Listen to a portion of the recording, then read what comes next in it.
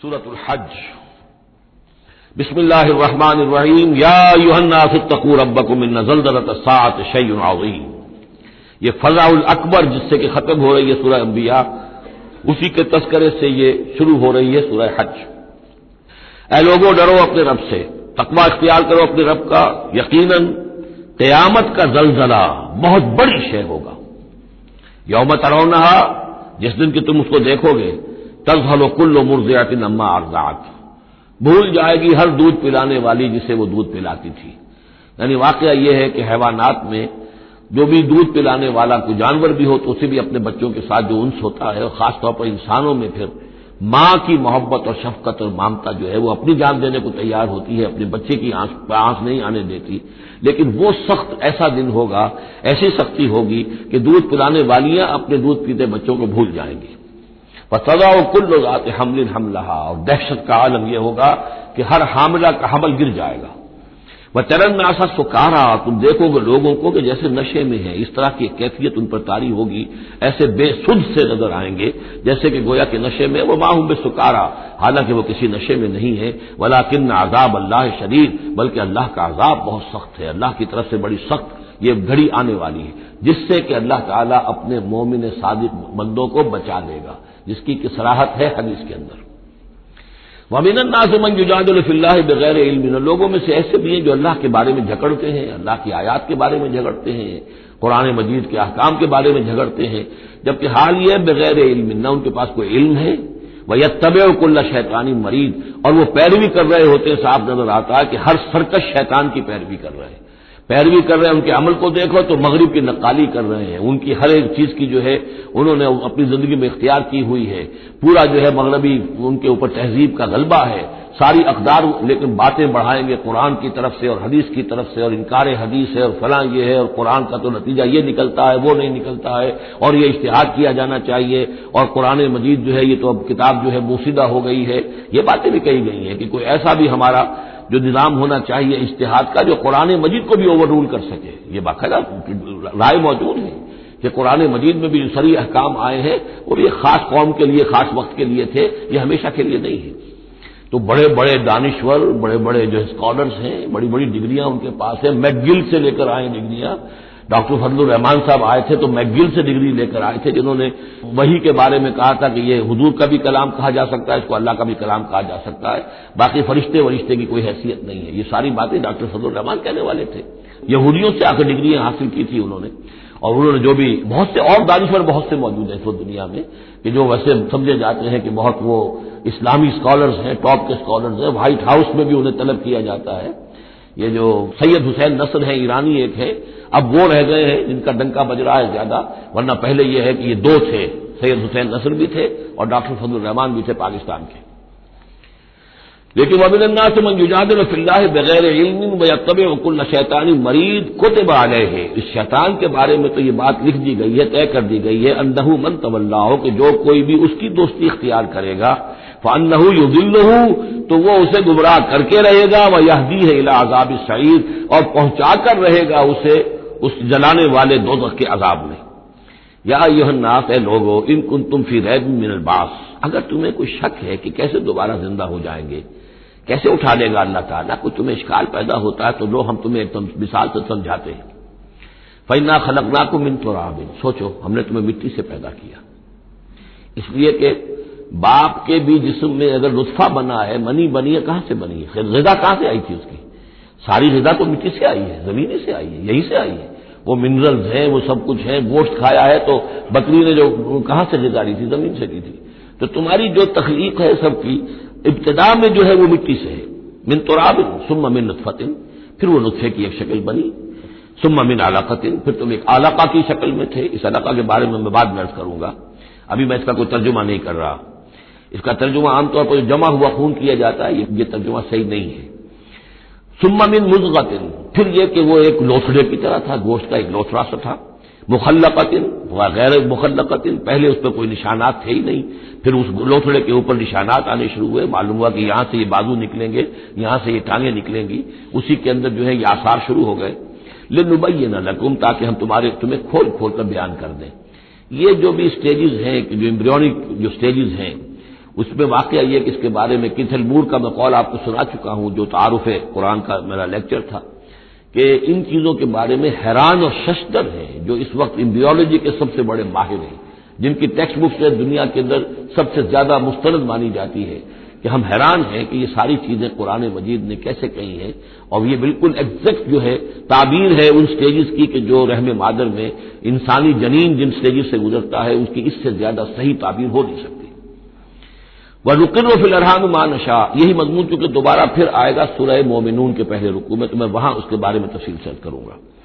اور ہم ٹھہرائے رکھتے ہیں رحموں میں جو ہم چاہتے ہیں، یعنی رحم کے اندر رحم مادر میں وہ حمل رہتا ہے، اب وہ حمل بیٹے کا ہوا ہے، بیٹی کا ہوا ہے، یا بیٹا یا بیٹی وہ ذہین ہے، فتین ہے، خوبصورت ہے، کیسی ہے، صحیح ہے، سالم ہے، وہ ہمارا فیصلہ ہے۔ نقر فی الارحام ما نشاء الی اجل مسمى، ہم ٹھہرائے رکھتے ہیں رحموں میں جو ہم چاہتے ہیں ایک وقت معین تک، ثم نخرجکم طفلا، پھر ہم تمہیں نکالتے ہیں اور تم چھوٹے سے بچے ہوتے ہو، ثم لتبلغوا اشدکم، پھر تم اپنی پوری جوانی کو پہنچتے ہو، قوت کو پہنچتے ہو، ومنکم من یتوفى، تم میں سے وہ بھی ہیں کہ جو پہلے ہی ان کا انتقال ہو جاتا ہے، انہیں قبض کر لیا جاتا ہے، انہیں اللہ تعالیٰ لے جاتا ہے، ومنکم من یرد الی ارذل العمر، اور تم میں سے ایسے بھی ہوتے ہیں جو بڑی ہی نکمی ضعیفی کی عمر کو پہنچ جاتے ہیں، لکئی لا یعلم من بعد علم شیئا، کہ پھر وہ نہ جانے سب کچھ جاننے کے باوجود کچھ بھی، بڑھاپا آتا ہے تو ایسا آتا ہے، ڈیمنشیا بھی ہو جاتا ہے، ساری ذہنی صلاحیتیں ختم ہو جاتی ہیں، یادداشت ضائع ہو جاتی ہے، پھر بچپن کی عادتیں عود کر آتی ہیں، لکئی لا یعلم من بعد علم شیئا، پھر یہ صورت بھی ہو جاتی ہے۔ یہ ارذل العمر ہے جس سے کہ حضور صلی اللہ علیہ وسلم نے اللہ کی پناہ مانگی ہے کہ اللہ اس سے پہلے اٹھا لے، اس سے پہلے کہ انسان اس کیفیت میں آ جائے کہ جس کا نقشہ یہاں کھینچا جا رہا ہے، لکئی لا یعلم من بعد علم شیئا، بڑا سقراط تھا، بقراط تھا، کچھ تھا، لیکن اب کیا ہو گیا ہے اس کو دیکھیے۔ واقعہ یہ ہے کہ میں آپ سے عرض کر دوں کہ تقریباً سال ڈیڑھ سال تک مولانا امین حسن اصلاحی، جن کا انتقال ابھی کوئی 1.5 مہینہ ہوا ہے، اس کیفیت میں رہے ہیں کہ نہ وہ زندوں میں تھے نہ مردوں میں تھے، انہیں دیکھ کر عبرت ہوتی تھی۔ ایک شخص جو خطیب تھا، ایک بڑا مقرر تھا، لکھنے والا تھا، جس کی قلم میں زور تھا، مجھے ان سے بہت سی باتوں میں اختلاف بھی ہے، لیکن اس میں کوئی شک نہیں کہ تفسیر تدبر قرآن جو ہے ان کی، وہ ایک پہلو سے خاص طور پر نظام القرآن کے اعتبار سے انہوں نے اپنے استاد حمید الدین فرائی رحمۃ اللہ علیہ کی جو کنٹریبیوشن ہے اسے آگے بڑھایا ہے، میں نے ان سے بہت استفادہ کیا ہے، لیکن ان دنوں میں ان کے پاس جایا کرتا تھا، بس ایک حسرت لے کر آتا تھا، تب وہ پہچانتے تھے کسی کو، یہ کیفیت جو اللہ تعالیٰ اس سے بچائے، اس طرح کی کیفیت جو ہے وہ دنیا میں انسان کی ہو جائے۔ وَمِنكُم مَّن يُرَدُّ إِلَىٰ أَرْذَلِ الْعُمُرِ، ان کے لیے دعا کر لیجیے، اللهم اغفر له وارحمه وادخله في رحمتك وحاسبه حسابا يسيرا۔ ان سے ایک بہت بڑی خطا ہوئی ہے، رجم کی سزا کے بارے میں میں سورہ نور میں عرض کروں گا، لیکن اللہ تعالیٰ تمام خطاؤں کو معاف فرمانے والا ہے۔ اللهم اغفر له وارحمه وادخله في رحمتك وحاسبه حسابا يسيرا، اللهم نور مرقده واكرم منزله والحقه بعبادك الصالحين، آمین یا رب العالمین۔ وَمِنكُم مَّن يُتَوَفَّىٰ وَمِنكُم مَّن يُرَدُّ إِلَىٰ أَرْذَلِ الْعُمُرِ لِكَيْ لَا يَعْلَمَ مِن بَعْدِ عِلْمٍ شَيْئًا وَتَرَى الْأَرْضَ، اب ایک تو نقشہ کھینچا انسانی زندگی کا، اس مٹی سے چل کر تم کہاں سے کہاں پہنچ گئے، پھر فوت ہو کے پھر مٹی بن جاتے ہو، یہ جس کی یہ قدرت ہے، جس کی یہ خلاقی ہے، جو اس سارے نظام کو لے کر چل رہا ہے، تمہیں اس کے بارے میں کوئی شک ہے؟ اس کی قدرت کے بارے میں کوئی تمہیں یہ شبہ وارد ہو سکتا ہے کہ وہ دوبارہ پیدا نہیں کر سکتا؟ اچھا ایک اور مثال لے لو، وَتَرَى الْأَرْضَ حَامِدَةً، تم دیکھتے ہو زمین کو کہ پڑی ہوئی ہے، بے آب و گیا، خشک اور ویران، کئی زندگی کے آثار نہیں۔ فَإِذَا أَنزَلْنَا عَلَيْهَا الْمَاءَ اهْتَزَّتْ وَرَبَتْ، پھر جب ہم اس پر پانی برساتے ہیں تو وہ تازہ ہو جاتی ہے، اہتزاز، اور وہ اس میں جنبش ہو جاتی ہے، اہتزت یا تزو جو آیا یہ لفظ پہلے ہم پڑھ چکے ہیں کہ جب حضرت موسیٰ کا عصا زمین پر انہوں نے رکھا تو وہ تو اب ہلنے لگا، حرکت کرنے لگا جیسے کہ سانپ حرکت کرتا ہے، تو زمین میں بھی حرکت پیدا ہو جاتی ہے، اس لیے کہ اب جو کونپلیں نکل رہی ہیں وہ حرکت کر رہی ہیں، وہ ادھر ادھر جو ہے جو پہلے زمین پڑی ہوئی تھی ساکن، صامت ساکن، بے آب و گیا، خشک، لیکن اس کے بعد اہتزت، اس کے اندر ایک حرکت پیدا ہوتی ہے، وہ ربت، وہ ابھرتی ہے، گویا کہ جیسے وہ گھاس یا سبزہ اوپر اٹھ رہا ہے، اور جیسے کہ فصل گویا کہ زمین اٹھ رہی ہے، وہ اٹھتی ہے، ابھرتی ہے، وَأَنبَتَتْ مِن كُلِّ زَوْجٍ بَهِيجٍ، اور ہر طرح کی قسم قسم کی تر و تازہ چیزیں جو ہیں وہ اگا دیتی ہے زمین۔ تو ذرا سوچو، زمین مردہ تھی، اللہ نے زندہ کر دیا۔ تمہارا اپنا معاملہ یہ ہے کہ مٹی سے لے کر اور تمہارے ایک انسان پورے بننے تک یہ پھر کیسے شک کرتے ہو؟ تمہیں اللہ تعالیٰ کی قدرت میں بھی کوئی شک نہیں ہونا چاہیے. یہ تمہاری زندگی کا سائیکل چل رہا ہے اور یہ نباتاتی سائیکل چل رہا ہے ساتھ کے ساتھ. یہ چند مہینے کا ہوتا ہے، یہ تمہارا جو ہے یہ 60 70 80 برس کا ہے. اس کے علاوہ تو کوئی فرق نہیں. ذالک بان اللہ هو الحق، یہ اس لیے ہے کہ اللہ تعالیٰ الحق ہے، اس کے حق ہونے میں، برحق ہونے میں کسی شک و شبے کی گنجائش نہیں. وانہ یحیی الموتیٰ، اور یہ کہ وہ مردہ کو زندہ کرتا ہے، مردہ کو زندہ کرے گا. زمین تمہارے سامنے مردہ پڑی ہوتی ہے اور زندہ ہو جاتی ہے. وانہ علی کل شیء قدیر، اور یہ کہ وہ تو ہر چیز پر قادر ہے. وان الساعۃ آتیۃ، اور یہ کہ قیامت آ کر رہنی ہے. لا ریب فیہا، اس میں کسی شک و شبے کی گنجائش نہیں. وان اللہ یبعث من فی القبور، اور یقیناً اللہ تعالیٰ اٹھائے گا ان کو جو قبروں کے اندر ہے. بعث بعد الموت ہو کر رہے گا. ومن الناس من یجادل فی اللہ بغیر علم ولا ھدی ولا کتاب منیر، اور لوگوں میں سے کچھ ایسے بھی ہیں جو اللہ کے بارے میں، اللہ کی باتوں کے بارے میں، اللہ کی صفات کے بارے میں، ذات خداوندی کے بارے میں جھگڑتے ہیں، بحثیں کرتے ہیں، نزاع کرتے ہیں.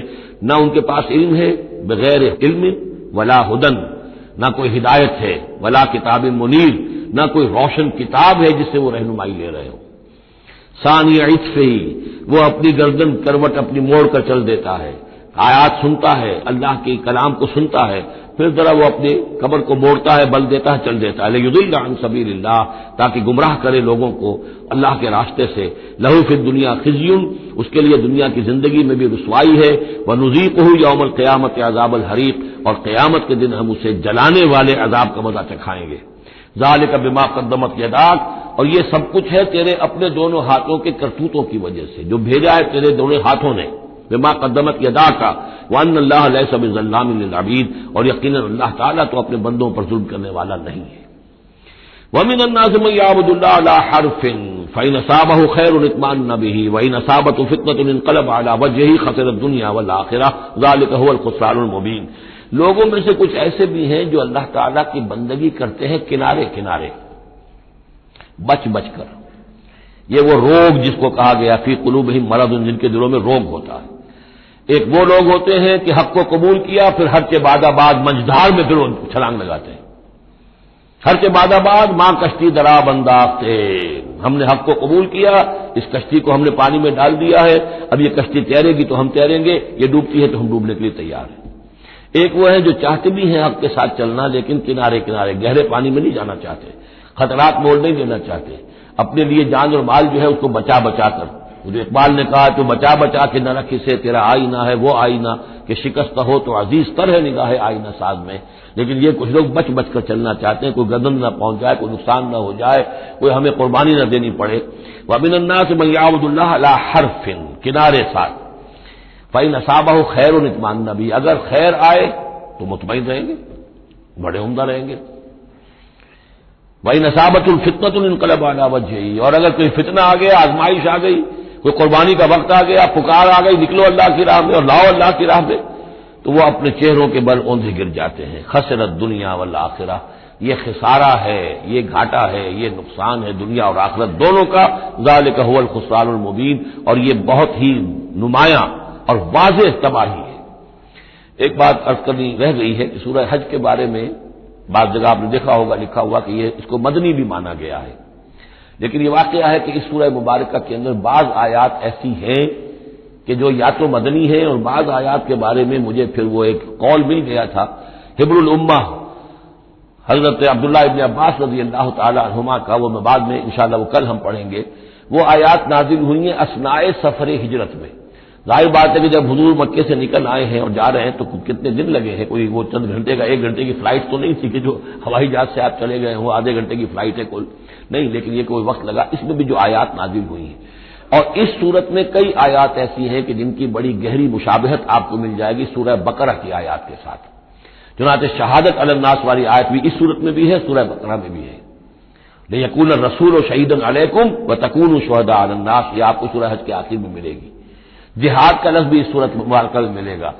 یہ آیت بھی آپ غور کریں گے تو سورہ بقرہ کے دوسرے رکوع میں جو مثال آئی تھی منافقین کا حال یہ ہے، او کصیب من السماء فیہ ظلمات ورعد وبرق یجعلون اصابعهم فی آذانهم من الصواعق حذر الموت واللہ محیط بالکافرین. یہ بجلی جب چمکتی ہے کوئی روشنی نظر آتی ہے چل پھر لیتے ہیں، لیکن اس کے بعد پھر جیسے ہی اندھیرا ہوتا ہے کھڑے رہ جاتے ہیں۔ تو بالکل وہی کیفیت ہے کہ جب ذرا حالات صحیح ہوئے، نارمل ہوئے، کوئی خطرہ نہیں، کوئی اندیشہ نہیں، کوئی مطالبہ نہیں، کوئی جنگ کی مہم جو ہے پیش نظر نہیں ہے، تو وہ بڑے چلت پھر دکھا رہے ہیں، حضور کے پاس آ رہے ہیں، باتیں کر رہے ہیں، وہ بھی اہل ایمان کے ساتھ ہیں۔ لیکن جب ذرا مشکل وقت آیا اوندھے منہ گر پڑے۔ وَمِنَ النَّاسِ اللہ تعالی ہمیں اس سے بچائے، اور دین اور ایمان کے ساتھ اور اللہ کے دین کو قائم کرنے کی جد و جہد میں مخلصانہ اور ہمہ وجوہ اپنے آپ کو جھونک دینے کی ہمت عطا فرمائے۔ وَمِنَ النَّاسِ مَن يَعْبُدُ اللَّهَ عَلَىٰ حَرْفٍ فَإِنْ أَصَابَهُ خَيْرٌ اطْمَأَنَّ بِهِ وَإِنْ أَصَابَتْهُ فِتْنَةٌ انقلب على وجهه خسر الدنيا والآخرة ذلك هو الخسران المبين۔ يدعو من دون الله ما لا يضره وما لا ينفعه، یہ پکارتا ہے اللہ کے سوا ان کو جو نہ اسے کوئی ضرر پہنچا سکتی ہے نہ نفع۔ ذالک هو الضلال البعید، یہی ہے بہت ہی گمراہی دور کی گمراہی۔ یدعو لمن ضره اقرب من نفعه، وہ پکارتا ہے اس کو کہ جس کا ضرر جو ہے وہ اس کے نفع سے قریب تر ہے۔ اللہ کے سوا کسی کو پکارو گے تو نفع تو کوئی ہے نہیں لیکن ضرر تو پہنچ گیا۔ لبیس المولا و لبیس العشیر، بہت ہی برا ہے وہ دوست اور بہت ہی برا ہے رفیق۔ ان اللہ يدخل الذین آمنوا وعملوا الصالحات جنات تجری من تحتها الانہار، یقیناً اللہ تعالیٰ داخل کرے گا ان لوگوں کو جو ایمان لائے، جنہوں نے نیک عمل کیے، ان باغات میں جن کے دامن میں ندیاں بہتی ہوں گی۔ ان اللہ یفعل ما یرید، یقیناً اللہ تعالیٰ کرتا ہے جو چاہتا ہے، جس چیز کا ارادہ کرتا ہے وہ کر گزرتا ہے، فعال لما یرید ہے۔ من کان یظن ان لن ینصرہ اللہ فی الدنیا والآخرۃ فلیمدد بسبب من السماء ثم لیقطع فلینظر هل یذهبن کیدہ ما یغیظ۔ یہ آیت مشکلات القرآن میں سے ہے، بہت سے مختلف انداز میں اس کی تعبیرات کی گئی ہیں، لیکن میرا دل ٹھکا ہے اسی تعبیر پر کہ جو موضح القرآن میں شاہ عبد القادر دہلوی رحمۃ اللہ علیہ نے کی ہے، اور میں اسی کو وضاحت کے ساتھ پیش کر رہا ہوں۔ جو شخص دین کے لیے خدمت کر رہا ہو، دین کے لیے لگا ہوا ہو، کام کے اندر داعی ہے یا اس کسی داعی کے ساتھ ہے، اب اس کے لیے یہ ہوتا ہے کہ ایک تو امید ہوتی ہے کہ اللہ کی مدد آئے گی، آج نہیں تو کل آئے گی، کل نہیں تو پرسوں آئے گی۔ اگر کسی وجہ سے انسان حالات کو دیکھ کر اتنا مایوس ہو جائے کہ اللہ کی مدد کی اسے امید نہ رہے، یہ چیز پھر اس کے لیے بہت بڑی ناکامی کا سبب بن جائے گی۔ امید پیوست رہ شجر سے امید بہار رکھ، اللہ سے مایوس نہیں ہونا چاہیے۔ نہ لا تقنطوا من رحمت اللہ، ٹھیک ہے دیر ہو جائے کوئی حرج نہیں، لیکن یہ کہ یہ اللہ کی مدد آئے گی، اللہ جو ہے نصرت فرمائے گا، اللہ تعالیٰ ہماری مدد کرے گا۔ والذین جاہدوا فینا لنہدینہم سبلنا، جو لوگ ہماری راہ میں محنت کریں گے، جد و جہد کریں گے، ہم لازماً انہیں اپنے راستے دکھائیں گے۔ یہ اللہ کا پختہ وعدہ ہے، ان وعدوں پر یقین رکھنا چاہیے۔ لا انک لا تخلف المیعاد، اے اللہ ہمیں یہ اندیشہ نہیں ہے کہ تو اپنا وعدہ پورا نہیں کرے گا، خلاف کرے گا، ہاں ہمیں اندیشہ ہوتا ہے کہ ہم تیرے وعدوں کے مصداق بن سکیں گے یا نہیں، ان کا مصداق بننے کی شرائط پوری کر سکیں گے کہ نہیں۔ یہ کیفیت بندے کی رہنی چاہیے، اللہ تعالیٰ کی مدد سے اور اللہ تعالیٰ کی نصرت سے مایوس کبھی نہیں ہونا چاہیے۔ تو اس کی ایک مثال دی ہے کہ اگر کوئی شخص کسی رسی کے ساتھ کہیں اوپر سے ایک رسی ہے اس نے پکڑا ہوا ہے، تو تب تک تو یہ کہ تھاما ہوا ہے، یہ اللہ تعالیٰ کے ساتھ ہے نا، حبل اللہ، یہ قرآن جو ہے القرآن حبل اللہ الممدود من السماء الى الارض، اسی طرح امید اللہ سے رکھنا، رجا رکھنا، یہ بھی گویا کہ ایک مانوی رسی ہے کہ جو اللہ تعالیٰ کے ساتھ ہمیں جوڑے ہوئے، جب تک یہ رسی رہے گی ہمیں سہارا رہے گا، جب یہ رسی کاٹ دیں گے ہم، وہ امید منقطع کر دیں گے، تو سوائے اس کے کیا ہوگا کہ زمین پر اوندھے منہ گر جائیں گے۔ من کان یظن ان لن ینصرہ اللہ فی الدنیا والآخرہ، جس شخص کا یہ گمان ہو جائے کہ اللہ ہرگز مدد نہیں کرے گا اس کی دنیا میں اور نہ آخرت میں، فلیمدد بسمد من السماء، اسے چاہیے کہ ذرا ایک رسی آسمان کی طرف تانے، ثم لیقطع، پھر کاٹ دے، اسے توڑ دے، فلینظر هل یذهبن کیدہ ما یغیظ، پھر دیکھے کہ اس سے اس کا جو غصہ ہے اندر کا، اس میں جو مایوسی کی آگ جل رہی ہے اس میں کوئی کمی ہوئی۔ جب تک وہ رسی ہے کچھ نہ کچھ امید تو رہے گی، تو اس امید جو ہے اللہ پر اور اللہ کی نصرت اور اللہ کے وعدوں پر جو یقین ہے اس کو برقرار رکھو، یہ تمہیں سہارا دے گی۔ وَكَذَلِكَ أَنزَلْنَاهُ آيَاتٍ بَيِّنَاتٍ، اسی طرح ہم نے اتارا ہے اس قرآن کو روشن اور کھلی باتوں کی شکل میں۔ وَأَنَّ اللَّهَ يَهْدِي مَن يُرِيدُ، اور اللہ تعالیٰ ہدایت دیتا ہے جس کو چاہتا ہے، یا اللہ تعالیٰ ہدایت دیتا ہے جو چاہتا ہے کہ اس کو ہدایت ملے۔ ان الذین آمنوا والذین ہادوا والصابئین والنصارى، یقیناً وہ لوگ جو مسلمان ہیں، ایمان لائے ہیں محمد پر صلی اللہ علیہ وسلم، والذین ہادوا، اور جو یہودی ہوئے، والصابئین، اور جو صابی ہیں، والنصارى، اور جو یہ عیسائی ہیں، والمجوس، اور مجوس ہیں ایرانی، والذین اشرکوا، اور جن لوگوں نے شرک کی روش اختیار کی، ان اللہ یفصل بینہم یوم القیامہ، یقیناً اللہ فیصلہ کرے گا ان کے مابین قیامت کے دن، ان اللہ علی کل شیء شہید، یقیناً اللہ تعالی ہر چیز پر خود گواہ ہے، ہر چیز اس کے سامنے نگاہوں میں موجود ہے۔ الم تری ان اللہ یسجد له من فی السماوات ومن فی الارض، یہ آیت بڑی عجیب ہے اس اعتبار سے کہ اس میں آپ تصور کریں گے تو اوپر سے نیچے کی طرف آ رہا ہے۔ کیا تم نے دیکھا نہیں اللہ کے سامنے سربر سجود ہے ہر وہ شے جو آسمان میں ہے اور وہ ہر سب وہ چیزیں جو زمین میں ہیں، وہ تمام مخلوقات جو آسمان میں ہے اور وہ تمام مخلوقات جو زمین میں ہے، والشمس ہو، اور سورج بھی سربر سجود ہے، والقمر ہو، اور چاند بھی، والنجوم ہو، اور تارے بھی، پھر نیچے اتریے، والجبال ہو، اور پہاڑ، زمین پر سب سے اونچی چیزیں پہاڑ ہیں، والشجر ہو، اور درخت، والدواب، اور یہ تمام جو بھی چوپائے چل رہے ہیں زمین کے اوپر حیوانات، وَكَثِيرٌ مِّنَ النَّاسِ، اور لوگوں میں سے بھی بہت سے، لوگوں میں سے تفریق ہے کہ کچھ باغی ہو گئے ہیں، باقی تو یہ ساری مخلوقات اللہ کے قانون کی پابند ہے، قانون تقدیری کے اندر ہے، یہ اللہ کی بندگی کر رہی ہے، یہ سجدے میں ہے، ہر شے اللہ کے سامنے سر سجود ہے۔ ہاں انسانوں کے اندر بغاوت بھی ہے، انسانوں میں سے کچھ لوگ وہ ہیں کہ جنہوں نے سورج کو پوجنا شروع کر دیا، سورج اللہ کو پوج رہا ہے اور وہ سورج کو پوج رہے ہیں، چاند کو پوجنا شروع کر دیا، درختوں کو پوجنا شروع کر دیا، جانوروں کو پوجنا شروع کر دیا، یہاں تک کہ اعضائے تناسل کو پوجنا شروع کر دیا۔ ہندوؤں کے اندر تو یہ بھی ہے، یہ پوجا ہوتی ہے۔ تو یہ ہے ان لوگوں کی گراوٹ۔ انسانوں میں سے اللہ تعالیٰ جس کو ہدایت دے دیتا ہے، معرفت حاصل ہو جاتی، پھر وہ اسی کے سامنے سرب سجود ہوتے ہیں۔ وَكَثِيرٌ حَقَّ عَلَيْهِ الْعَذَابُ، لیکن بہت سے ایسے ہیں کہ جو عذاب الہی کے مستحق ہو جاتے ہیں۔ وَمَن يُهِنِ اللَّهُ فَمَا لَهُ مِن مُكْرِمٍ، اور جنہیں اللہ تعالیٰ ہی رسوا کر دے، ذلیل کر دے، اب اس کو عزت دینے والا کوئی نہیں ہے۔ جنہوں نے اپنے آپ کو ذلیل کیا، مخلوقات کے سامنے جھک گئے، انہوں نے ان کو اپنا معبود بنا لیا، جبکہ اللہ تعالیٰ کے سامنے سب ساری کی ساری مخلوقات جو ہے وہ تو اللہ کی بندگی میں ہے، اور اللہ نے تو اسے بنایا تھا خلیفۃ اللہ فی الارض، اسے مقام یہ عطا کیا تھا، مسجود ملائک بنایا تھا۔ اب جو اپنی اس تمام عظمت سے خود ہی مستعفی ہو گیا اور وہ مخلوقات کے سامنے جھک رہا ہے، فما لہ من مکرم، تو پھر اسے اب اس کا اکرام کرنے والا اور اسے عزت دینے والا کوئی نہیں۔ ان اللہ یفعل ما یشاء، یقیناً اللہ کرتا ہے جو چاہتا ہے۔ آیت سجدہ ہے، سجدہ کر دیجیے۔ ھذان خصمان اختصموا فی ربہم، یہ دو گروہ ہیں ایک دوسرے کے مقابل میں جو اپنے رب کے بارے میں جھگڑ رہے ہیں۔ ایک وہ ہے جو ایمان لے آئے ہیں، اب جیسا کہ میں نے عرض کیا یہ صورت ہے مکی، لیکن اس میں کچھ آیات شامل ہیں، یہ بھی ہو سکتا ہے کہ مدنی ہو، یہ بھی ہو سکتا ہے کہ اثناء سفر ہجرت میں نازل ہوئی، لیکن بحیثیت مجموعی یہ ہے تقریباً آخری دور کی، آخری زمانے کی صورت، اسی لیے سورہ بقرہ سے اس کی مشابہت ہے بعض پہلوؤں سے۔ ھذان خصمان، اب ظاہر بات ہے مکے میں دو گروہ بالکل نمایاں ہو چکے تھے، ایک وہ جو حضور پر ایمان لائے اور ایک وہ کہ جو اڑے ہوئے ہیں۔ اختصموا فی ربہم، یہ اپنے رب کے بارے میں جھگڑ پڑے ہیں۔ فالذین کفروا، تو جو اللہ سے کفر کر رہے ہیں، انکار کر رہے ہیں، قطعت لہم ثیاب من نار، ان کے کپڑے کاٹے جائیں گے، بنائے جائیں گے، جیسے درزی جو ہے پہلے وہ کترتا بیوتتا ہے پھر سیتا ہے، تو ان کے لیے جو بنائے جائیں گے کپڑے وہ آگ کے ہوں گے۔ قطعت لہم ثیاب من نار، بیوتے جائیں گے، قطع کیے جائیں گے ان کے لیے کپڑے آگ کے۔ یصب من فوق رؤوسہم الحمیم، ان کے سروں کے اوپر کھولتے ہوئے پانی کے تلیڑے دیے جائیں گے۔ یسحر بہ ما فی بطونہم والجلود، جس سے کہ ان کی کھالیں بھی جھلس جائیں گی اور جو کچھ ان کے پیٹوں کے اندر ہوگا وہ بھی جھلس جائے گا۔ وَلَهُم مَّقَامِعُ مِنْ حَدِيدٍ، اور پھر ان کے لیے لوہے کے وہ ہتھوڑے ہوں گے کہ جو ان کے سروں پر پڑیں گے۔ كُلَّمَا أَرَادُوا أَن يَخْرُجُوا مِنْهَا، جب بھی وہ چاہیں گے کہ وہاں سے نکل جائیں، من غم کے مارے، اعیدوا فیہا، انہیں پکڑ کر دوبارہ پھر اسی میں ڈال دیا جائے گا۔ وذوقوا عذاب الحریق، اور چکھو مزہ اس جلانے والے عذاب کا۔ تم نے اللہ کا انکار کیا، تم نے محمد کی نفی کی، تم نے ان کو ماننے سے انکار کیا۔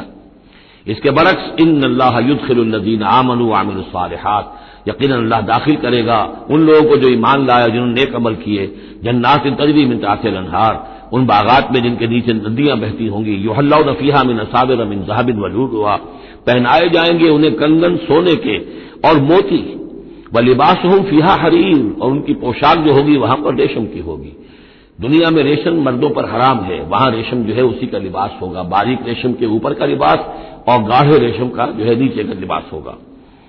وَهُدُوا إِلَى الطَّيِّبِ مِنَ الْقَوْلِ، اور ان کو تو رہنمائی کر دی گئی ہے بہترین بات کی طرف۔ بہترین بات کیا ہے؟ کلمہ طیبہ لا الہ الا اللہ محمد رسول اللہ، یا سبحان اللہ والحمد للہ ولا الہ الا اللہ واللہ اکبر ولا حول ولا قوۃ الا باللہ۔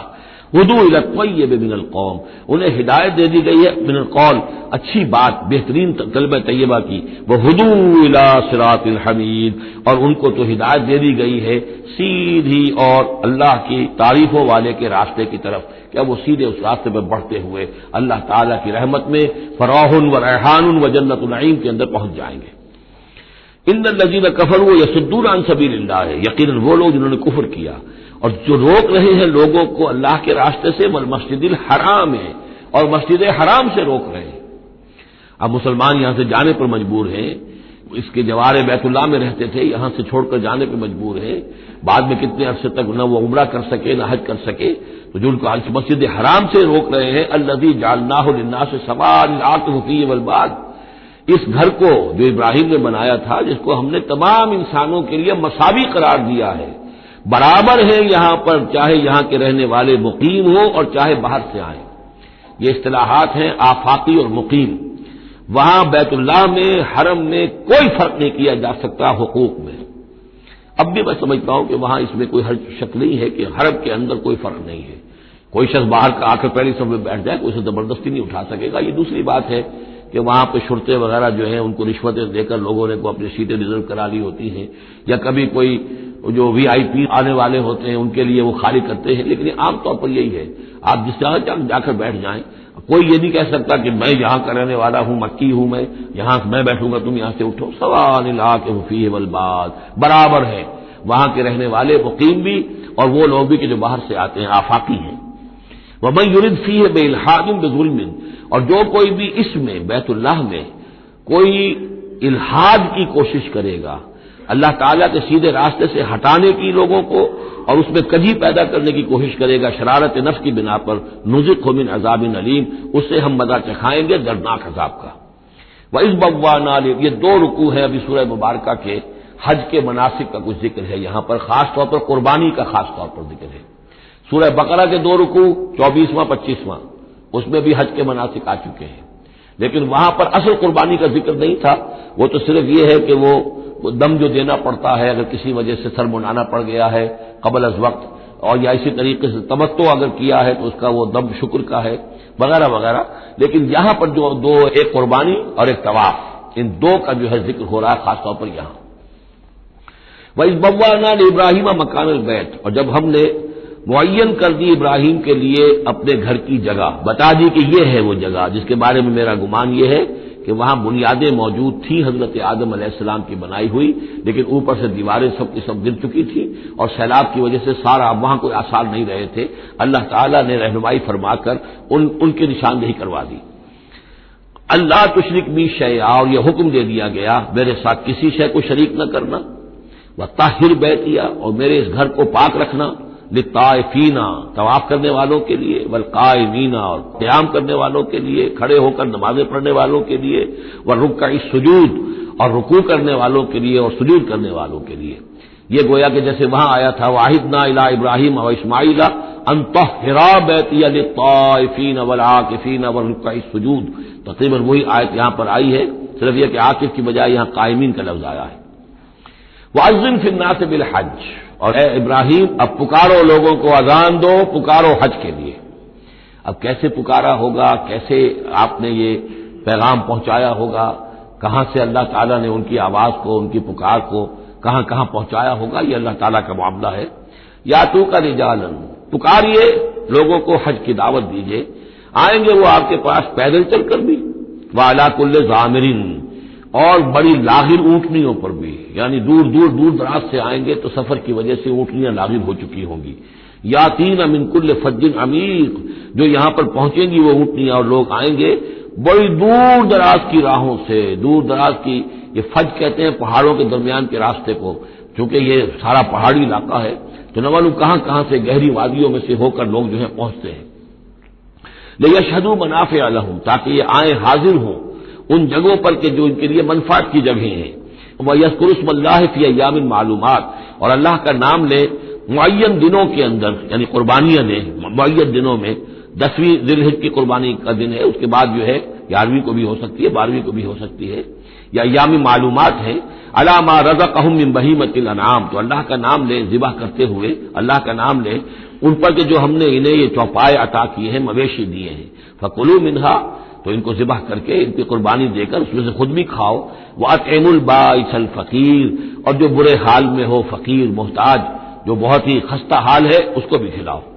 ثُمَّ لْيَقْضُوا تَفَثَّهُمْ، پھر یہ کرنے کے بعد پھر اپنے میل کچیل دور کرو، پھر احرام کھولنا ہوتا ہے، پھر یہ کہ وہ رنحت رمی ہوتی ہے، نہر ہوتا ہے، حلق ہوتا ہے، اور پھر طواف۔ چار یہ الفاظ جو ہیں یہ 10ویں تاریخ کے ہیں، 4 افعال، رمی اور نہر، پھر جا کر قربانی دینا، پھر یہ کہ حلق کر کے اور پھر یہ احرام کھل گیا، اب نہاؤ دھو میل کچیل جو بھی احرام کی وجہ سے صاف کرو، اچھے کپڑے پہنو اور پھر جاؤ اور طواف کرو، طواف زیارہ۔ ثم یقضوا تفثهم، پھر چاہیے کہ وہ دور کریں اپنے میل کچیل، ولیوفوا نذورهم، اور جو بھی نذریں مانگی ہوئی ہوں ان کو پورا کریں، ولیطوفوا بالبیت العتیق، اور اب جا کر اس قدیم گھر کا طواف کریں۔ ذالک، یہ سن چکے، ومن يعظم حرمات اللہ فهو خیر له عند ربه، اور جو کوئی اللہ تعالیٰ کی حرمتوں کی تعظیم کرے، یہ بیت اللہ الحرام ہے، یہ اشہر حرم ہے، یہ ساری چیزیں جو اللہ تعالیٰ کی حرمتیں ہیں، حرمات اللہ ہیں، اللہ نے جس جس چیز کو کہ محترم قرار دیا ہے۔ سورہ مائدہ میں ہم پڑھ چکے ہیں، وہ جانور کے جو ہدی کے جانور ہیں وہ بھی محترم ہیں، جن کے گردنوں میں پٹے ڈال دیے گئے ہیں، معلوم ہے کہ یہ ہدیم بالغ الکعبہ جانے والے ہیں، وہ بھی محترم ہیں۔ عام مین البیت الحرام جو ہیں، جو لوگ حاجی جا رہے ہیں، ان کی بھی حرمت ہے۔ تو جو بھی من یعظم حرمات اللہ ہے، جو کوئی بھی اللہ تعالیٰ کی حرام کی ہوئی شے، محترم ٹھہرائی ہوئی چیزوں کی تعظیم کرے گا، فہو خیر له عند ربہ، تو وہ اسی کے لیے بہتر ہوگا، اس کا اجر و ثواب اسے ملے گا اپنے رب کے پاس۔ وَأُحِلَّتْ لَكُمُ الْأَنْعَامُ إِلَّا مَا يُتْلَىٰ عَلَيْكُمْ، اور حلال کر دیے گئے تمہارے لیے سارے چوپائے سوائے اس کے جو تم کو سنا دیا گیا ہے، یعنی یہ کہ خنزیر کا معاملہ ہے اس کو حرام کر دیا گیا ہے، باقی بکری ہے، بھیڑ ہے، گائے ہے، بیل ہے، اونٹ ہے، سب کو اللہ کی راہ میں اس کی قربانی ہو سکتی ہے۔ فَاجْتَنِبُوا الرِّجْسَ مِنَ الْأَوْثَانِ، تو پھر تم بچو، ان بتوں کی گندگی سے بچو۔ یہ ہے اصل میں بچنا جو ہے وہ سب سے پہلے شرک، اور وہاں پر سب سے بڑا شرک جو ہے وہ بت پرستی کا ہو رہا تھا۔ وَاجْتَنِبُوا قَوْلَ الزُّورِ، اسی طریقے سے جھوٹ کہنے سے، جھوٹ بات سے بھی بچو۔ حنفاء للہ، یکسو ہو جاؤ اللہ کی طرف، یکسو اسی کے بندے بن جاؤ، غیر مشرکین بہ، اس حال میں کہ اس کے ساتھ کسی بھی اعتبار سے شرک نہ ہو، کسی پہلو سے، کسی اعتبار سے، ذات میں، صفات میں، حقوق میں، اختیارات میں، کہیں بھی کوئی شرک کا شائبہ نہ آنے پائے۔ ومن یشرک باللہ، اور جو کوئی اللہ کے ساتھ شرک کرے گا، فکأنما خر من السماء، تو وہ تو ایسے ہے جیسے وہ رسی کٹ گئی اور اب وہ زمین کے اوپر گر پڑا، زمین کی طرف جا رہا ہے آسمان سے۔ کوئی شخص ہے جو آسمان سے کسی بلند چیز سے کسی رسی کے ساتھ لٹکا ہوا ہے، وہاں سے گر گیا یا رسی کٹ گئی، اب جو گر رہا ہے فکأنما خر من السماء فتخطفه الطیر، اب یا تو یہ کہ وہ جو پرندے ہیں وہ اسے اچک کر لے جائیں، کوئی باز آئے اور پکڑ کر لے جائے، کوئی اور ہو، جو بھی یہ بڑے بڑے جانور ہوتے ہیں کہ جو شکار کرتے ہیں پرندوں کا، تخطفه الطیر، پرندے اس کو اڑا کر لے جائیں، اور تہوی بہ الريح، یا یہ کہ پھر ہوا ان کو لے جا کر گرائے فی مکان شہیق، کسی دور کی جگہ میں کوئی ہوا جو ہے جھونکا اس کو لے جائے اور کسی کھائی میں جا کر گرا دے۔ یہ معاملہ ہے اس شخص کا جو اللہ کے ساتھ شرک کرتا ہے، اس کے پاس کوئی سہارا نہیں رہا۔ توحید والا جو ہے وہ ایک سہارے پر قائم ہے۔ قول ثابت بالحیات الدنیا، یہ جو ہم ثبات عطا کرتے ہیں اہل ایمان کو، بالقول ثابت بالحیات الدنیا، دنیا کی زندگی میں۔ ذالک، یہ تم نے سن لیا، یہ احکام تم نے سن لیے۔ ومن يعظم شعائر اللہ، پھر سن لو، جو اللہ کے شاعر کی تعظیم کرے گا، فإنہا من تقوی القلوب، تو یقیناً یہ دلوں کے تقوی کی بات ہے۔ ان تمام چیزوں کی ہم پڑھ چکے ہیں سورہ بقرہ میں، ان الصفا والمروہ من شعائر اللہ، بیت اللہ شعیرہ ہے اور وہ مقام ابراہیم شعیرہ ہے، صفا اور مروہ جو ہے شعیرہ ہے۔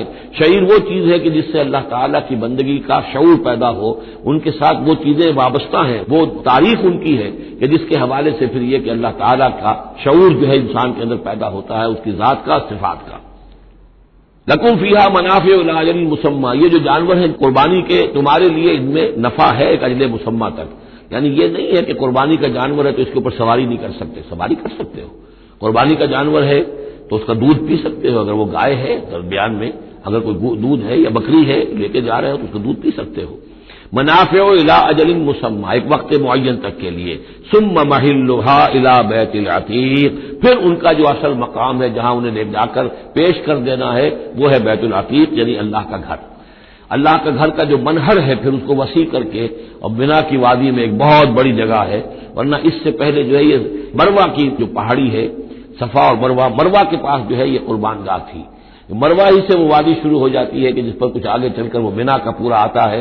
اب یہ منہر جو ہے وہ ادھر ایکسٹینڈ کر دیا گیا ہے. وَلِكُلِّ أُمَّةٍ جَعَلْنَا مَنسَكًا، اور ہم نے ہر امت کے لیے ایک قربانی کا نظام مقرر کیا.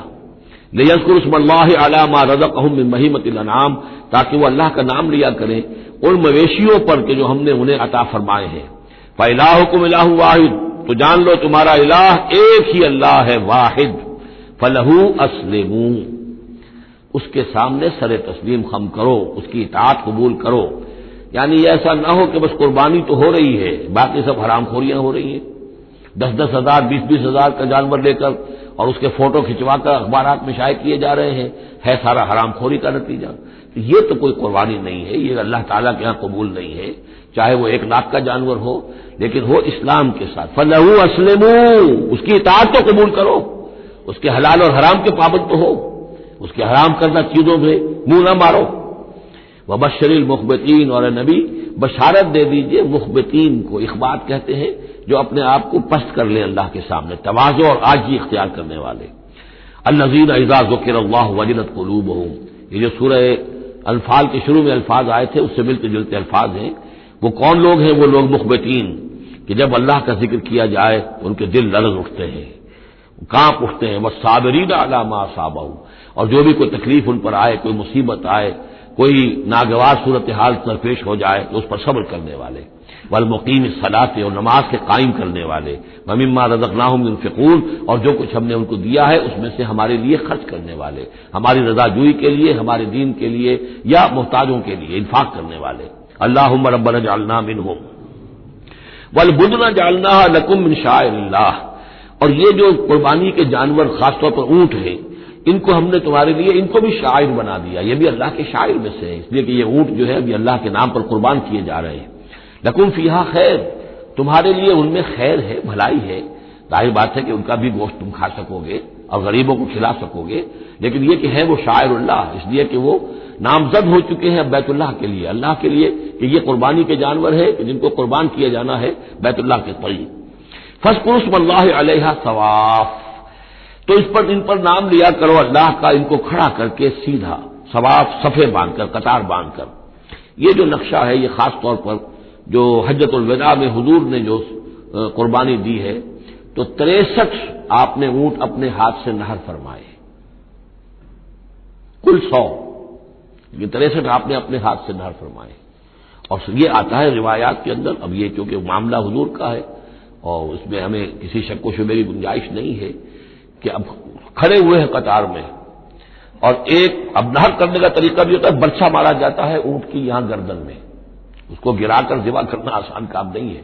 کھڑے ہوئے اونٹ کو برچھا لگایا جاتا ہے، یہاں اس کی جو بڑی وینز ہے خون کا فوارہ چھوٹتا ہے، جب خون بہت زیادہ بہہ جاتا ہے پھر وہ گرتا ہے ایک طرف، ایک پہلو کے اوپر، تو پھر اس کا معاملہ جو ذبح کرنے کا ہوتا ہے. تو حضور جیسے برچھا مارتے تھے اور اس کے بعد پھر اگلا اونٹ اپنی گردن خود آگے کرتا تھا.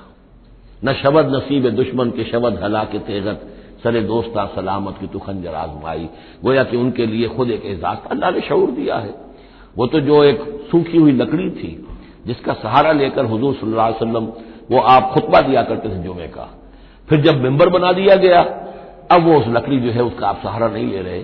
تو پہلا دن جب تھا کہ آپ نے اس کا سہارا نہیں لیا اور آپ ممبر پر کھڑے ہو کر آپ نے جب خطبہ دیا ہے تو اس سوکھی لکڑی میں سے ایسی آواز آ رہی تھی جیسے کوئی بچہ بلک بلک کر رو رہا ہو کہ میری یہ سعادت آج ختم ہو گئی ہے. مجھے جو سعادت نصیب تھی کہ محمد الرسول اللہ صلی اللہ علیہ وسلم میرا سہارا لیا کرتے تھے، مجھ پر ٹیک لگایا کرتے تھے، یہ مجھ سے جاتی رہی فضیلت. بلک بلک کر رو رہا ہے.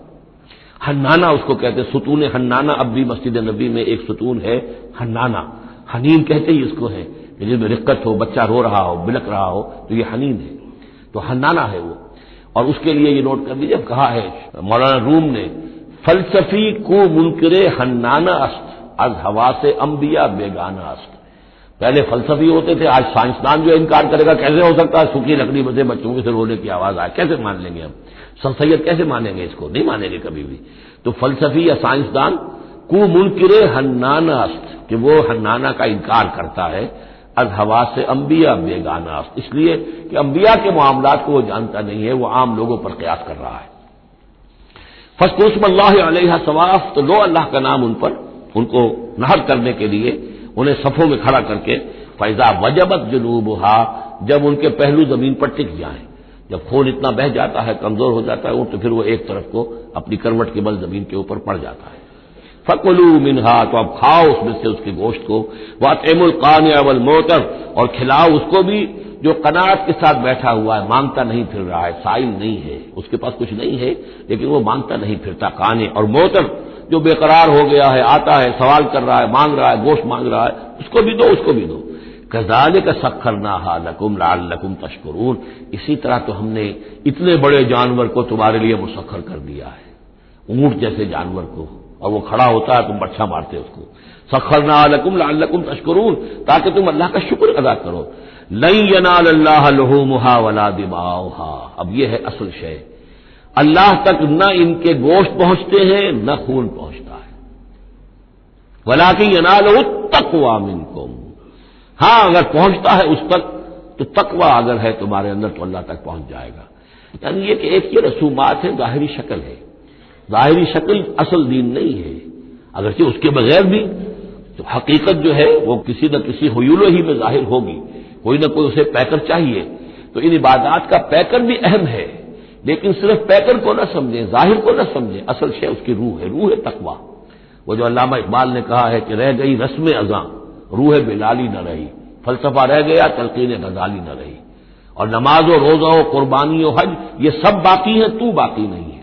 ہمارا وہ تقویٰ، ہمارا اللہ کے ساتھ خلوص و اخلاص، قربانی جب انسان دے رہا ہو تو واقعتاً اس کے اپنے اندر اگر تقویٰ بھی ہے، اس نے حلال ذریعے سے کمائے ہوئے مال میں سے اس نے اتنی محنت کی ہے کہ اس میں سے اثار کر رہا ہے، اللہ کے نام پر ایک جانور کو ذبح کر رہا ہے، پھر خود اپنی زندگی میں وہ اللہ کے قوانین کا پابند ہے، اسی کے مطابق زندگی گزار رہا ہے، اور وہ اپنی توانائیاں، قوتیں، صلاحیتیں اللہ کی راہ میں لگا رہا ہے، اس کی قربانی ہے. باقی اگر یہ نہیں ہے تو ٹھیک ہے، چلیے کم سے کم غریبوں کو گوشت مل جائے گا، کچھ نہ کچھ فائدہ تو ہو ہی جائے گا، لیکن یہ کہ وہ اصل قربانی نہیں ہے، اللہ تک کچھ نہیں پہنچے گا تمہارا. لن ينال الله لحومها ولا دماؤها، دیکھو ان قربانیوں کے نہ گوشت اللہ تک پہنچتے ہیں نہ ان کے خون. ولكن يناله التقوى منكم، ہاں تقوی اگر ہے وہ اللہ تک پہنچ جاتا ہے. كذلك سخرها لكم لتكبروا الله على ما هداكم، اسی طرح اللہ تعالیٰ نے اسے تمہارے لیے مسخر کر دیا ہے، لتکبروا اللہ علی ما ہداکم، تاکہ تم اللہ کی تکبیر کیا کرو اس ہدایت پر جو اس نے تمہیں دی ہے. دیکھیے دو عیدیں ہماری، عید الفطر جو رمضان کے بعد آتی ہے، ایک عید الاضحیٰ ہے جو حج کے ساتھ منسلک ہے. وہاں بھی ہم نے رمضان مبارک کے بارے میں جو آیات آئی ہیں سورہ بقرہ کے 23 رکوع میں، وہاں بھی لتکبروا اللہ علی ما ہداکم ولعلکم تشکرون.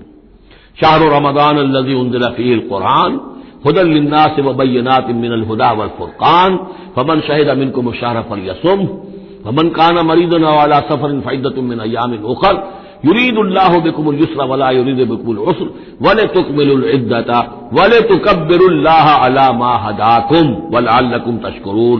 وہی الفاظ یہاں ہیں، لتکبروا اللہ علی ما ہداکم، تاکہ تم تکبیر کرو، اللہ کی تکبیر کرو. اسی لیے عیدین کے لیے جاتے آتے ہوئے تکبیر، اور اس کو بھی بڑا بلند آواز سے، جاتے آتے راستہ بدلنا، پھر نماز جو دوگانہ ہے عید کی اس میں اضافی تکبیرات ہیں. لتکبروا اللہ علی ما ہداکم ولعلکم تشکرون پر تو وہ آیت ختم ہوئی ہے. وبشر المحسنین، اور اے نبی ان لوگوں کو آپ بشارت دے دیجئے جو اسلام اور ایمان اور تقوی کی منزلیں طے کرتے ہوئے درجہ احسان تک پہنچنے کی کوشش کرتے ہیں اور پہنچ جاتے ہیں. ان اللہ یدافع عن الذین آمنوا ان اللہ لا يحب كل خوان کفور. اذن للذین یقاتلون بانہم ظلموا وان اللہ علی نصرہم لقدیر. الذين اخرجوا من ديارهم بغير حق الا ان يقولوا ربنا الله ولولا دفع الله الناس بعضهم ببعض لهدمت صوامع وبيع وصلوات ومساجد يذكر فيها اسم الله كثيرا وَلَيَنصُرَنَّ اللَّهُ مَن يَنصُرُهُ إِنَّ اللَّهَ لَقَوِيٌّ عَزِيزٌ الَّذِينَ إِن مَّكَّنَّاهُمْ فِي الْأَرْضِ أَقَامُوا الصَّلَاةَ وَآتَوُا الزَّكَاةَ وَأَمَرُوا بِالْمَعْرُوفِ وَنَهَوْا عَنِ الْمُنكَرِ وَلِلَّهِ عَاقِبَةُ الْأُمُورِ صدق الله العظيم رب اشرح لي صدري ويسر لي أمري واحلل عقدة من لساني يفقهوا قولي اللهم ربنا الہمنا رشدنا واعذنا من شرور انفسنا اللهم ارنا الحق حقا وارزقنا اتباعه وارنا الباطل باطلا وارزقنا اجتنابه اللهم وفقنا لما تحب وترضى اللهم ربنا آنس وحشتنا في قبورنا وارحمنا بالقرآن العظيم اللهم اجعله لنا إماما ونورا وهدى ورحمة اللهم ذكرنا منه ما نسينا وعلمنا منه ما جهلنا وارزقنا تلاوته آناء الليل وآناء النهار واجعله لنا حجة يا رب العالمين آمین۔ یہ بات میں عرض کر چکا ہوں کہ سورہ حج کے بعض مضامین بہت مشابہ ہیں سورہ بقرہ سے۔ اس سورہ مبارکہ کے بارے میں بعض حضرات کی رائے یہ ہے کہ یہ مدنی ہے، لیکن صحیح بات یہی ہے کہ یہ مکی صورت ہے، البتہ اس میں کچھ آیات ایسی ہیں کہ جو مدنی بھی ان کو قرار دیا جا سکتا ہے، اور ایک روایت جو حضرت عبداللہ ابن عباس رضی اللہ تعالی عنہما کی مجھے مل گئی ہے وہ یہ ہے کہ وہ اثناء سفر ہجرت میں نازل ہوئی، اور اس وقت ہمیں اب انہی آیات کا مطالعہ کرنا ہے۔ یہ آیات یوں سمجھیے کہ نبی اکرم صلی اللہ علیہ وسلم کی وہ جد و جہد اور آپ کی دعوت اور تحریک جو ہے اس میں ایک بڑے ٹرننگ پوائنٹ کو ریپرزینٹ کر رہی ہے، یہ ایک بڑا فیصلہ کن موڑ ہے آپ کی جد و جہد میں۔ یہ مشابہت ذہن میں رکھیے کہ سورہ بقرہ میں بھی جہاں 23ویں رکوع میں تقریباً وسط ہے سورہ بقرہ کا، جس طرح یہ وسط ہے سورہ حج کا، وہاں بھی 23ویں رکوع میں رمضان مبارک اور روزے کی حکمتیں اور اس کے احکام کا بیان ہوا۔ 24ویں رکوع سے قتال فی سبیل اللہ اور اس کے ساتھ ہی حج کے دو جو رکوع ہیں مناسک حج پر مشتمل ہے۔ یہاں پر بھی آپ دیکھیے کہ مناسک حج پر 2 رکوع مشتمل تھے اور اس کے فوراً بعد قتال کی بات ہو رہی ہے۔ بڑا گہرا ربط ہے ان دونوں کے اندر، اس لیے کہ قتال فی سبیل اللہ کا جو سب سے پہلا ہدف تھا وہ یہی تھا کہ توحید کا مرکز کعبۃ اللہ جو اصل میں خدا واحد کی عبادت کے لیے بنایا گیا تھا، اس وقت وہ مشرکین کے تسلط میں ہے اور انہوں نے اسے شرک کا اڈا بنایا ہوا ہے۔ تو گویا کہ اب پہلا جو فرض منصبی ہے امت مسلمہ کا وہ یہ ہے کہ اس مرکز توحید کو مشرکین کے تسلط سے واگزار کرا کے اسے واقعتاً توحید ہی کا مرکز بنا دیا جائے۔ اس اعتبار سے ظاہر بات ہے کہ جنگ ناگزیر ہے، یہ صرف واز سے ہونے والا کام تو نہیں تھا، اس کے لیے تو ظاہر بات ہے کہ طاقت کا استعمال ناگزیر تھا۔ اسی لیے مناسک حج کے ذکر کی فوراً بعد اب یہ تذکرہ ہو رہا ہے۔ یہ آیات میرے خیال میں اثناء سفر ہجرت میں نازل ہوئی۔ فرمایا ان اللہ یدافع عن الذین آمنوا، اللہ تعالی مدافعت کرے گا اہل ایمان کی طرف سے، یعنی اب جو نیا دور شروع ہو رہا ہے جس میں کہ آرمڈ کانفلکٹ ہوگا، مسلح تصادم ہوگا، تو مسلمان اور اہل ایمان اپنے آپ کو اکیلا نہ سمجھے، بلکہ ان کی پشت پر اللہ ہے، ان کی طرف سے دفاع کرنے کے لیے اللہ تعالیٰ جو ہے وہ ان کی نصرت فرمائے گا۔ ان اللہ یدافع عن الذین آمنوا ان اللہ لا یحب کل خوان کفور، اللہ تعالیٰ کو بالکل پسند نہیں ہے یہ لوگ جو بہت خیانت کرنے والے ہیں اور ناشکرے ہیں۔ یہ کون ہے؟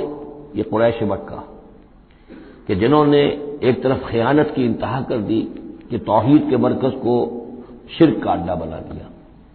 یہ امانت تھی ان کے پاس حضرت اسماعیل اور حضرت ابراہیم علیہ السلام کی، اور یہ تو اس لیے تعمیر کیا گیا تھا ربنا لیقیموا الصلاۃ، اور حضرت ابراہیم نے دعا کی تھی وجنبنی وبنی ان نعبد الاصنام، لیکن ان لوگوں نے خیانت کی ہے، ان کی وراثت کے اندر صحیح طرز عمل اختیار نہیں کیا بلکہ خیانت کی روش اختیار کی، اور کفور ہیں، بہت ناشکرے ہیں، اس لیے کہ اس گھر کی وجہ سے انہیں یہ حیثیت حاصل ہے کہ یہ مرکزی شہر بنا ہوا ہے پورے جزیرہ نما عرب کا۔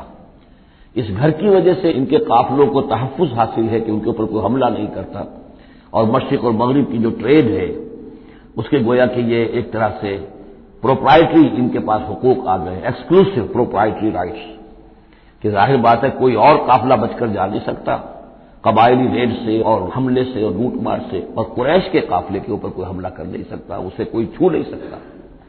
تو اس گھر کی وجہ سے لإلاف قریش إِلَافِهِمْ رِحْلَةَ الشِّتَاءِ وَالصَّيْفِ فَلْيَعْبُدُوا رَبَّ هَذَا الْبَيْتِ، یہ جو ان کے قافلے سردیوں میں جاتے ہیں یمن کی طرف اور گرمیوں میں جاتے ہیں شام کی طرف، تو ان کو سمجھنا چاہیے کہ یہ ساری جو ان کی چلت پھرت ہے یہ تو اس گھر کے طفیل ہے، اس کی وجہ سے انہیں یہ پروٹیکشن حاصل ہے اور انہوں نے ناشکری کی ہے۔ تو اذن للذین یقاتلون بانہم ظلموا، اب اجازت دی جا رہی ہے ان لوگوں کو جن پر کہ جنگ ٹھوس دی گئی ہے، یعنی جو صورتحال پیدا کر دی گئی ہے کہ انہیں گھروں سے نکال دیا گیا، ہجرت پر مجبور کر دیا گیا، انہیں ستایا گیا، سال ہا سال سے ان پر پرسیکیوشن ہو رہی ہے، ٹارچر کیا جا رہا ہے۔ ابھی تک تو اللہ تعالیٰ نے ان کو ہاتھ روکے رکھنے کا حکم دیا ہوا تھا، کفوا ایدیکم، چاہے وہ براہ راست وحی جلی کی شکل میں قرآن میں آیت نہیں آئی تھی، لیکن حضور کے ذریعے سے اللہ تعالیٰ کا یہ حکم لوگوں تک پہنچ چکا تھا کہ خواہ کچھ بھی ہو جائے، تمہارے ٹکڑے اڑا دیے جائیں، تمہیں زندہ بھون دیا جائے، کباب بنا دیا جائے، تب بھی تم ہاتھ نہیں اٹھاؤ گے۔ لیکن اب ان کے ہاتھ کھولے جا رہے ہیں، اذن للذین یقاتلون بانہم ظلموا، اب جو ان پر ظلم کیا گیا ہے اس کے سبب سے ان کو اجازت دی جا رہی ہے کہ اب وہ اینٹ کا جواب پتھر سے دے سکتے ہیں۔ وَإِنَّ اللَّهَ عَلَىٰ نَصْرِهِمْ لَقَدِيرٌ، اور دوبارہ پھر تاکید کے ساتھ کہہ دیا کہ ان کو اپنے آپ کو اکیلے نہ سمجھے، یقیناً اللہ تعالیٰ ان کی نصرت پر قادر ہے، ان کی مدد فرمائے گا۔ الَّذِينَ أُخْرِجُوا مِن دِيَارِهِمْ، وہ لوگ کہ جو اپنے گھروں سے نکال دیے گئے، یہ سب کون تھے؟ مہاجرین جو مکے سے نکلنے پر مجبور کر دیے گئے، اہل و عیال کو چھوڑ کر نکلنے پر مجبور ہوئے۔ الَّذِينَ أُخْرِجُوا مِن دِيَارِهِمْ بِغَيْرِ حَقٍّ، جو نکال دیے گئے اپنے گھروں سے، اپنے علاقوں سے ناحق، إِلَّا أَن يَقُولُوا رَبُّنَا اللَّهُ، صرف اس جرم کی پاداش میں کہ انہوں نے کہا ہمارا رب اللہ ہے، ہم صرف ایک اللہ کو مانتے ہیں اور دوسرے آلہہ کو، دوسرے معبودوں کو، دوسرے دیویاں اور دیوتاؤں جو تمہارے من گھڑت ہے ہم ان کو تسلیم کرنے کو تیار نہیں۔ وَلَوْلَا دَفْعُ اللَّهِ النَّاسَ بَعْضَهُم بِبَعْضٍ، اور اگر اللہ تعالی بعض لوگوں کو بعض کے ذریعے سے دور نہ کرتا رہتا، یعنی زمین میں یہ مضمون آ چکا ہے، سورہ بقرہ کی آیت نمبر 251 میں بھی یہی مضمون آیا تھا، جب طالوت اور جالوت کی جنگ ہوئی تھی اس کے بعد یہ بات آئی تھی کہ اللہ تعالیٰ وقتاً فوقتاً زمین کی صفائی کرتا رہتا ہے، کہ جو بڑے فاسد قسم کے لوگ ہوتے ہیں اور مفسد قسم کے لوگ ہوتے ہیں، فاسد کلچر ہوتا ہے، فاسد ثقافت ہو جاتی ہے، تو پھر کوئی نہ کوئی ایسی شکل ہوتی ہے کہ اللہ تعالیٰ ان کو ختم کر کے، ان کا استیصال کر کے، ان لوگوں کو کچھ لوگوں کے ذریعے سے دنیا سے نیست و نابود کر دیتا ہے۔ اگر ایسا نہ ہوتا رہتا، وہاں یہ الفاظ آئے تھے اگر ایسا نہ ہوتا رہتا تو لفسدت الارض، زمین میں تو فساد ہی فساد ہوتا پھر۔ یہاں فرمایا وَلَوْلَا دَفْعُ اللَّهِ النَّاسَ بَعْضَهُم بِبَعْضٍ لَهُدِّمَتْ صَوَامِعُ وَبِيَعٌ وَصَلَوَاتٌ وَمَسَاجِدُ يُذْكَرُ فِيهَا اسْمُ اللَّهِ كَثِيرًا، تو ڈھا دیے جاتے سارے خانقاہیں اور تکیے اور سارے گرجے اور کنیسے اور ساری سینیگوگز، صلوتا یہ عربی زبان کا لفظ ہے، صلاۃ ہی سے ہے، یہ عربی اور جیسا کہ میں نے عرض کیا ہے بارہا عبرانی اور عربی زبان جو ہے یہ عبرانی زبان کا لفظ ہے صلوتا، اور عربی اور عبرانی جو ہے یا تو سگی بہنیں ہیں کسی ایک ہی زبان کی، یہ دونوں نکلی ہوئی شاخیں ہیں، اور یا یہ کہ عبرانی ماں ہے اور عربی اس کی بیٹی ہے، یہ ان کے درمیان رشتہ ہے۔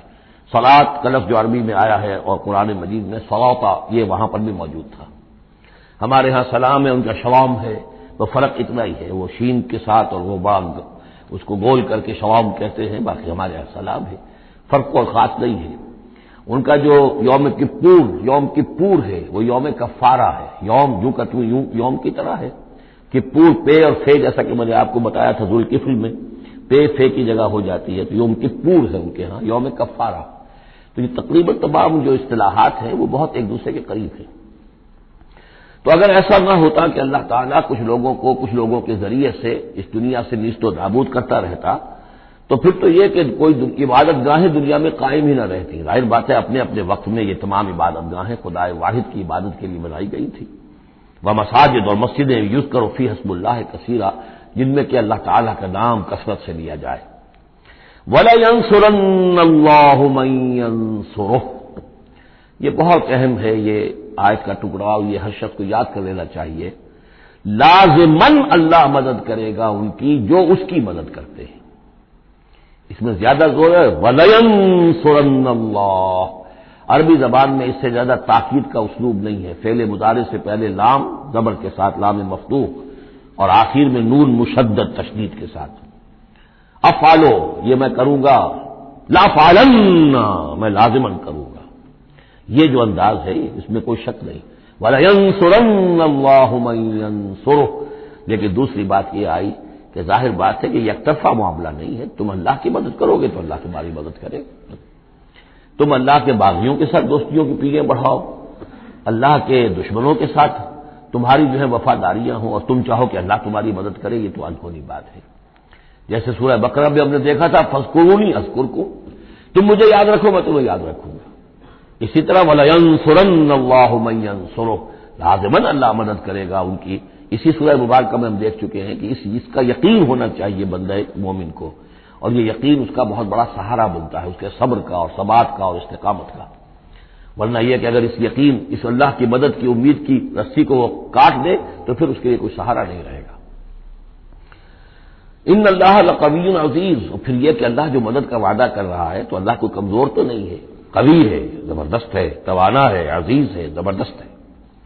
الذین ان مکناہم فی الارض، وہ لوگ جنہیں اگر ہم زمین میں تمکن عطا کر دیں، یہ وہی لفظ ہے کذالک مکننا لیوسف، سورہ یوسف میں 2 مرتبہ ہم پڑھ چکے ہیں۔ الذین ان مکناہم فی الارض، وہ لوگ کہ جنہیں اگر ہم زمین میں تمکن، قدرت، طاقت، غلبہ، حکومت، استیلاء عطا کر دیں تو وہ کیا کریں گے؟ اقاموا الصلاۃ، پہلا کام ہے نماز قائم کریں گے۔ یہی کام حضور نے کیا، جاتے ہی سب سے پہلے جمعہ قائم کیا، اور پھر یہ کہ مسجد النبوی کی تعمیر کی، پہلا کام۔ آتوا الزکوٰۃ، زکوٰۃ ادا کریں گے، آتوا الزکوٰۃ، اور دیں زکوٰۃ، اقاموا الصلاۃ وآتوا الزکوٰۃ، اور دیں گے وہ زکوٰۃ، اور یہ کہ زکوٰۃ کا نظام قائم کیا جائے تاکہ جو بھی معاشرے کے اندر پسماندہ طبقات ہیں، جن کے ہاں احتیاج ہے، ان کا بھی کفالت کا بندوبست ہے۔ وَأَمَرُوا بِالْمَعْرُوفِ، اور وہ نیکی کا حکم دیں گے، وَنَهَوْا عَنِ الْمُنکَرِ، اور بدی سے روکیں گے، وَلِلَّهِ عَاقِبَةُ الْأُمُورِ، اور تمام معاملات کا بالکل آخری انجام تو ہے تو وہ تو ظاہر ہے کہ اللہ ہی کے ہاتھ میں ہے، اللہ کے قبضہ قدرت میں ہے۔ اس کو ہم یہ کہہ سکتے ہیں ایک اعتبار سے کہ گویا یہ نبی اکرم صلی اللہ علیہ وسلم کا مینیفیسٹو تھا۔ مینیفیسٹو ایک تو ہمارا آج کا تصور ہے کہ انتخابات میں جو پارٹیاں حصہ لیتی ہیں وہ اپنا اپنا پروگرام دیتی ہیں، لیکن اس سے علیحدہ کر دیجئے۔ لیکن چونکہ حضور، اگر یہ روایت صحیح ہے کہ یہ آیات نازل ہوئی ہیں جبکہ حضور تشریف لے جا رہے ہیں مکے سے مدینے کی طرف ہجرت کے سفر پر، تو اللہ کے علم میں ہے کہ اب آپ کا جو وہاں داخلہ ہونے والا ہے وہ تو ہوگا ایک بے تاج بادشاہ کی حیثیت سے، جاتے ہی آپ کو وہاں اللہ تعالیٰ کی طرف سے اختیار اور اقتدار مل جائے گا۔ تو جب یہ صورت ہوگی تو کیا کریں گے؟ ان کی پرائرٹیز کیا ہوں گی؟ تو جیسے کہ جب آپ نے کہا کرتی ہیں کہ ہماری حکومت بنے گی تو ہم یہ کریں گے، تو گویا کہ یہ ہے وہ ہمیشہ کے لیے اہل ایمان کا جو سمجھیے کہ اللہ تعالیٰ کی طرف سے دیا ہوا ان کا مینیفیسٹو ہے۔ الذین ان مکناہم فی الارض اقاموا الصلاۃ وآتوا الزکوٰۃ وامروا بالمعروف ونہوا عن المنکر وللہ عاقبۃ الامور۔ یہ آیات خاص ہیں۔ اب دیکھیے پھر وہی جو مکی صورتوں کا مضمون ہوتا ہے بالکل انداز جو ہے وہ بدل جائے گا۔ یہ آیات ہیں اثناء سفر ہجرت کی، یا ہو سکتا ہے کہ مدینہ پہنچ کر نازل ہوئی ہوں، لیکن یہ مکی صورت میں رکھ دی گئی ہیں مناسبت کے اعتبار سے کہ جہاں حج کے یہ افعال بیان ہو رہے مناسک حج، اس کے ساتھ ہی ان کو شامل کر دیا گیا۔ اب وہی جو عام مکی مضامین ہیں مکی صورتوں کے وہ شروع ہو جائیں گے۔ وَإِن يُكَذِّبُوكَ فَقَدْ كَذَّبَتْ قَبْلَهُمْ قَوْمُ نُوحٍ وَعَادٌ وَثَمُودُ۔ اور اے نبی اگر یہ آپ کو جھٹلا رہے ہیں تو آپ سے پہلے بھی جھٹلایا ہے قوم نوح نے، قوم عاد نے، قوم سمود نے، قوم ابراہیم و قوم لوط، ابراہیم کی قوم نے اور لوط کی قوم نے، واصحاب مدین اور مدین والوں نے، وکذب موسیٰ اور موسیٰ کی بھی تکذیب کی گئی تھی، فاملیت للکافرین، تو میں نے کافروں کو کچھ ڈھیل دی، مہلت دی، ان کی رسی دراز کی، ثم اخذتهم، پھر میں نے ان کو پکڑ لیا، فکیف کان نکیر، تو میری پکڑ کیسی رہی، کیا حشر ہوا قوم نوح کا اور قوم ہود کا اور قوم صالح کا۔ ان تمام اقوام کے جو حالات ہیں وہ قرآن مجید میں بار بار آ چکے ہیں۔ فکائی من قریۃ اہلکناہا، تو کتنی ہی ایسی بستیاں ہیں، آبادیاں ہیں جن کو ہم نے ہلاک کیا، وہی ظالمۃ، اور ہلاک یوں ہی نہیں کر دیا، وہ ظالم تھی، گناہ گار تھی، ان میں گناہ اتنا پھیل گیا تھا، شرک اور کفر کا اتنا دورہ ہو گیا تھا کہ گویا کہ وہ ایسے ہی تھا جیسے انسانی جسم کا کوئی حصہ اگر گل جائے تو اس کو کاٹ دینے ہی میں عافیت ہے، ورنہ پورے جسم کے لیے وہ چیز جو ہے وہ مضر ہوگی۔ ایمپوٹیشن ہو جاتی ہے، ہاتھ کا، آرم کا ایمپوٹیشن ہو گیا، پیر کا ایمپوٹیشن کر دیا گیا کہ اتنا گل سڑ گیا ہے کہ یہاں سے متعفن مواد جو ہے اگر خون میں جذب ہو کر پورے جسم میں جائے گا تو پوری جان جو ہے اس کی ہلاکت کا اندیشہ ہے۔ تو اللہ تعالیٰ اسی طریقے سے ان بستیوں کو کہ جو اس طریقے سے گندگی کا اور برائی کا اور معصیت کا اور سیئات کا برکت بن چکی ہوں اور وہ پھوڑا بن چکی ہوں، پھر ان کے لیے یہی اللہ تعالیٰ کی طرف سے سرجیکل آپریشن ہوتا رہا ہے۔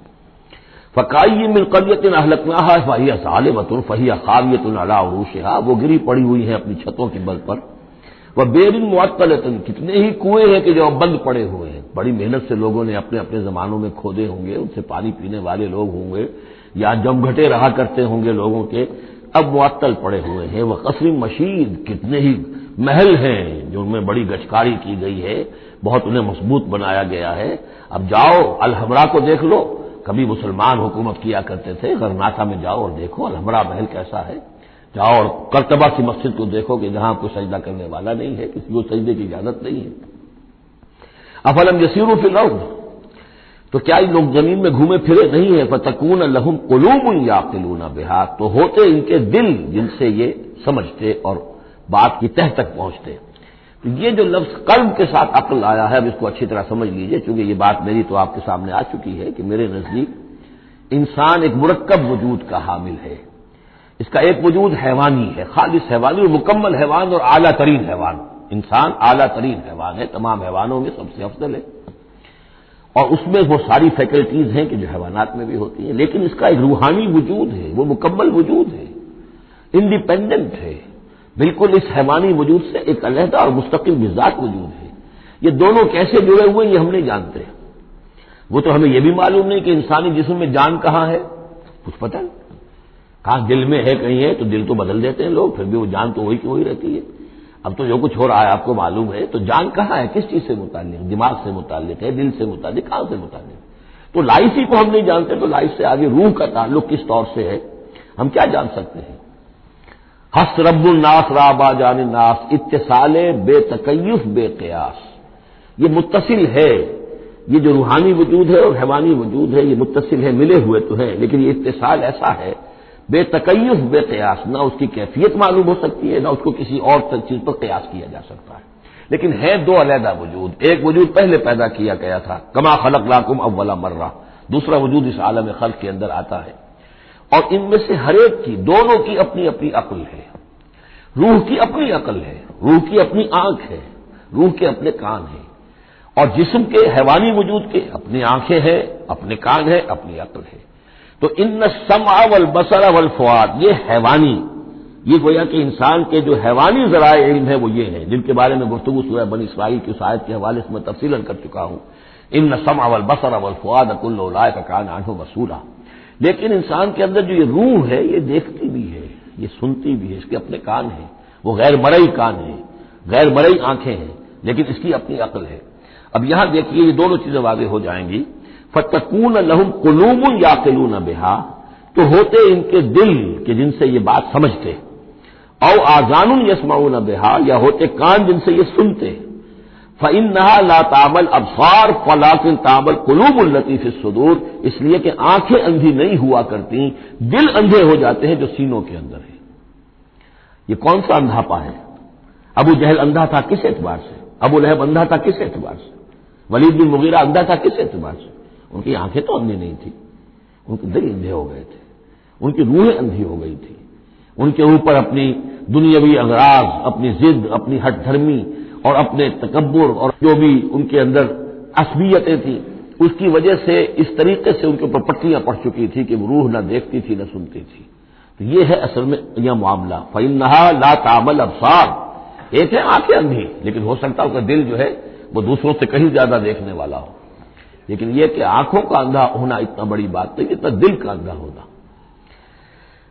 افلم یسیروا فی الارض فتکون لہم قلوب یعقلون بہا، تو کیا یہ زمین میں گھومے پھرے نہیں، پھر ہوتی ان کے دل کہ جن سے یہ بات کو سمجھتے، او آذان یسمعون بہا، یا ہوتے کان، روح کے کان کہ جن سے یہ سنتے، دیدن دیگر آموز سنیدن دیگر آموز، اس لیے کہ ظاہر بات ہے بستیوں کو تو وہ دیکھتے تھے، کتا بھی دیکھ رہا ہے کہ کار آ رہی ہے، اسے بچنا ہے، وہ بھی اپنی جان بچاتا ہے، انسان نے بھی دیکھ لیا اور وہ بھی جان بچانے کے لیے ایک طرف ہو گیا، تو کوئی بڑا فرق نہیں، یہ حیوانی جو دیکھنا ہے وہ تو دیکھنا ہے، لیکن انسان کا دیکھنا کچھ اور ہے۔ فَإِنَّهَا لَا تَعْمَى الْأَبْصَارُ وَلَكِنْ تَعْمَى الْقُلُوبُ الَّتِي فِي الصُّدُورِ، اس لیے کہ آنکھیں اندھے نہیں ہوا کرتی بلکہ دل اندھے ہو جاتے ہیں جو سینوں کے اندر ہے، اس لیے کہ روح کا مسکن قلب ہے، یہ ہم جانتے ہیں، روح کا مسکن قلب ہے، یہ ہم نہیں جانتے کہ کیسے، کس طرح۔ بہرحال دل کو آپ اگر کہیں کانٹے میں پیٹیں گے تو کہیں وہ آپ کو اس میں روح نظر نہیں آئے گی، وہ غیر بڑا شے ہے، لیکن تعلق اس کا جو ہے وہ قلب انسانی کے ساتھ ہے۔ وَيَسْتَعْجِلُونَكَ بِالْعَذَابِ وَلَن يُخْلِفَ اللَّهُ وَعْدَهُ، اور یہ لوگ جلدی مچا رہے ہیں نبی آپ سے عذاب کی، اور اللہ تعالیٰ اپنے وعدے کی ہرگز خلاف ورزی نہیں کرے گا، وہ عذاب آئے گا، کس شکل میں آئے گا ابھی اللہ تعالیٰ نے اس کو چھپا کر رکھا ہوا ہے، کب آئے گا وہ بھی اللہ نے چھپایا ہوا ہے۔ وَإِنْ أَدْرِي أَقَرِيبٌ أَمْ بَعِيدٌ مَا تُوعَدُونَ، یہ ہم سورہ انبیاء میں پڑھائے ہیں کہ میں نہیں جانتا ہے نبی، آپ کہہ دیجئے قُلْ إِنْ أَدْرِي أَقَرِيبٌ أَمْ بَعِيدٌ مَا تُوعَدُونَ، کہ جس چیز کا تم سے وعدہ کیا جا رہا ہے، جس چیز کی دھمکی دی جا رہی ہے وہ قریب آ چکی ہے یا دور ہے۔ وَإِنَّ يَوْمًا عِندَ رَبِّكَ كَأَلْفِ سَنَةٍ مِّمَّا تَعُدُّونَ، اور یقیناً ایک دن آپ کے رب کے نزدیک 1000 برس کا ہے اس حساب سے جو تم تعداد جانتے ہو۔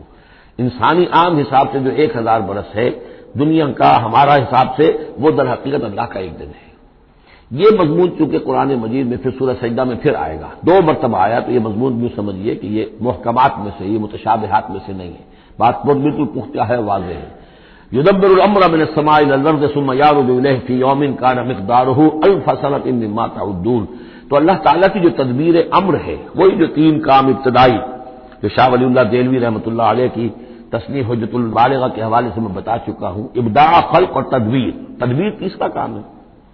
اس تیسرے کام کے ضمن میں اللہ کا جو بھی ایک نقشہ بنتا ہے اس کی مشیت کا، وہ 1000 سال کا ہوتا ہے ہمارے حساب سے، اس کا ایک دن ہے، وہ اس کی ایک پلاننگ ہو جاتی ہے، اس کے احکام جو ہے وہ فرشتوں کے حوالے کر دیے جاتے ہیں، اس کی پھر ایگزیکیوشن ہوتی ہے، تو 1000 برس کی پلاننگ ہے ہمارے حساب سے، اللہ کے ہاں وہ ایک دن ہے۔ وَكَأَيٍّ مِّن قَرْيَةٍ أَمْلَيْتُ لَهَا، اور کتنی ہی بستیاں ایسی ہوئی ہیں کہ جنہیں ہم نے ڈھیل دی تھی، وَهِيَ ظَالِمَةٌ، لیکن وہ تھیں گناہ گار، ثُمَّ أَخَذْتُهَا، پھر میں نے ان کو پکڑ لیا، وَإِلَيَّ الْمَصِيرُ، اور میری ہی طرف لوٹ کر آنا ہے۔ قُلْ يَا أَيُّهَا النَّاسُ إِنَّمَا أَنَا لَكُمْ نَذِيرٌ مُّبِينٌ، کہہ دیجئے اے نبی، اے لوگو، میں ہوں ایک خبردار کرنے والا، صاف صاف تمہارے لیے خبردار کرنے والا آیا ہوں، ڈرانے والا آیا ہوں، بتا دینے والا ہوں کہ یہ مراحل زندگی کے آنے والے ہیں۔ فالذین آمنوا وعملوا الصالحات، جو لوگ ایمان لائیں اور نیک عمل کریں، لہم مغفرۃ ورزق کریم، ان کے لیے اللہ کی طرف سے مغفرت ہے، یہ میں بشارت دے رہا ہوں، اور رزق کریم، اور بہت ہی باعزت روزی ملے گی۔ والذین سعوا فی آیاتنا معاجزین، اور جو لوگ ہماری آیات کے بارے میں تگ و دو کریں گے کہ انہیں کسی طریقے سے فیل کر دیں، ناکام کر دیں، غیر مؤثر کر دیں، ان آیات کو پھیلنے نہ دیں، اولئک اصحاب الجحیم، تو یہ وہ لوگ ہیں کہ جہنم والے ہیں۔ وما ارسلنا من قبل کا، یہ کافی مشکل آیت ہے قرآن مجید کی جو اگلی آ رہی ہے، اور اس میں کافی قیل و قال ہے۔ وما ارسلنا من قبلک من رسول ولا نبی الا اذا تمنى القى الشیطان فی امنیته، اور نہیں بھیجا ہم نے آپ سے پہلے بھی کوئی رسول، اے نبی صلی اللہ علیہ وسلم، نہ کوئی رسول نہ نبی، الا اذا تمنا، مگر یہ کہ جب اس نے خود کوئی خیال باندھا، کوئی پلاننگ کی، کوئی نقشہ بنایا اپنے کام کا۔ ایک تو یہ کہ اللہ کی طرف سے ہدایت آ رہی کہ اب یہ کیجئے، اب یہ کیجئے، اب یہ کیجئے، ظاہر بات ہے کہ اس میں تو کسی خطا کا کوئی امکان ہی نہیں، وہی چاہے وہ وہی جلی ہو اور چاہے وہی خفی ہو، نبی کے لیے وہی جلی وہی خفی دونوں محفوظ ہیں۔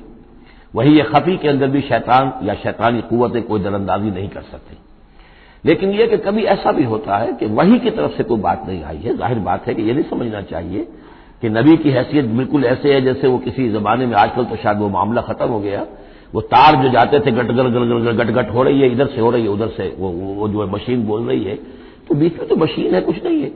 تو ایسا نہیں ہے کہ نبی کی اپنی کوئی شخصیت ہی نہ ہو، نبی کی اپنی کوئی سوچ ہی نہ ہو، نبی کی اپنی کوئی پلاننگ ہی نہ ہو۔ یہ تو عام انسان بھی دیکھیے، اگر کوئی آپ کو یہ کہے بس آپ کو تو جو کہا کرتے چلے جاؤ، تو آپ کہیں گے میری شخصیت، میری بھی کوئی سوچ ہے، میری بھی کوئی اس معاملے کے اندر مجھے بھی کوئی رائے جو ہے، تو تو نبی کا معاملہ یہ نہیں ہے کہ بس ہر لحظہ وہ اللہ کا حکم آ رہا ہے، نہیں، بلکہ یہ کہ ان کو ایک حکم دے دیا گیا، اس پر پھر وہ خود بھی سوچتے ہیں۔ تبلیغ کیجئے، جیسے حکم آیا انذر عشیرتک الاقربین، اب اپنے قریبی رشتہ داروں کو خبردار کیجئے۔ اب یہ کام نبی کا تھا کہ آپ نے حضرت علی کو حکم دیا کہ کھانے کا انتظام کرو، اور بنو ہاشم کے تمام مردوں کو آپ نے بلا لیا۔ یہ جو تدبیر ہے یہ محمد رسول اللہ صلی اللہ علیہ وسلم کی۔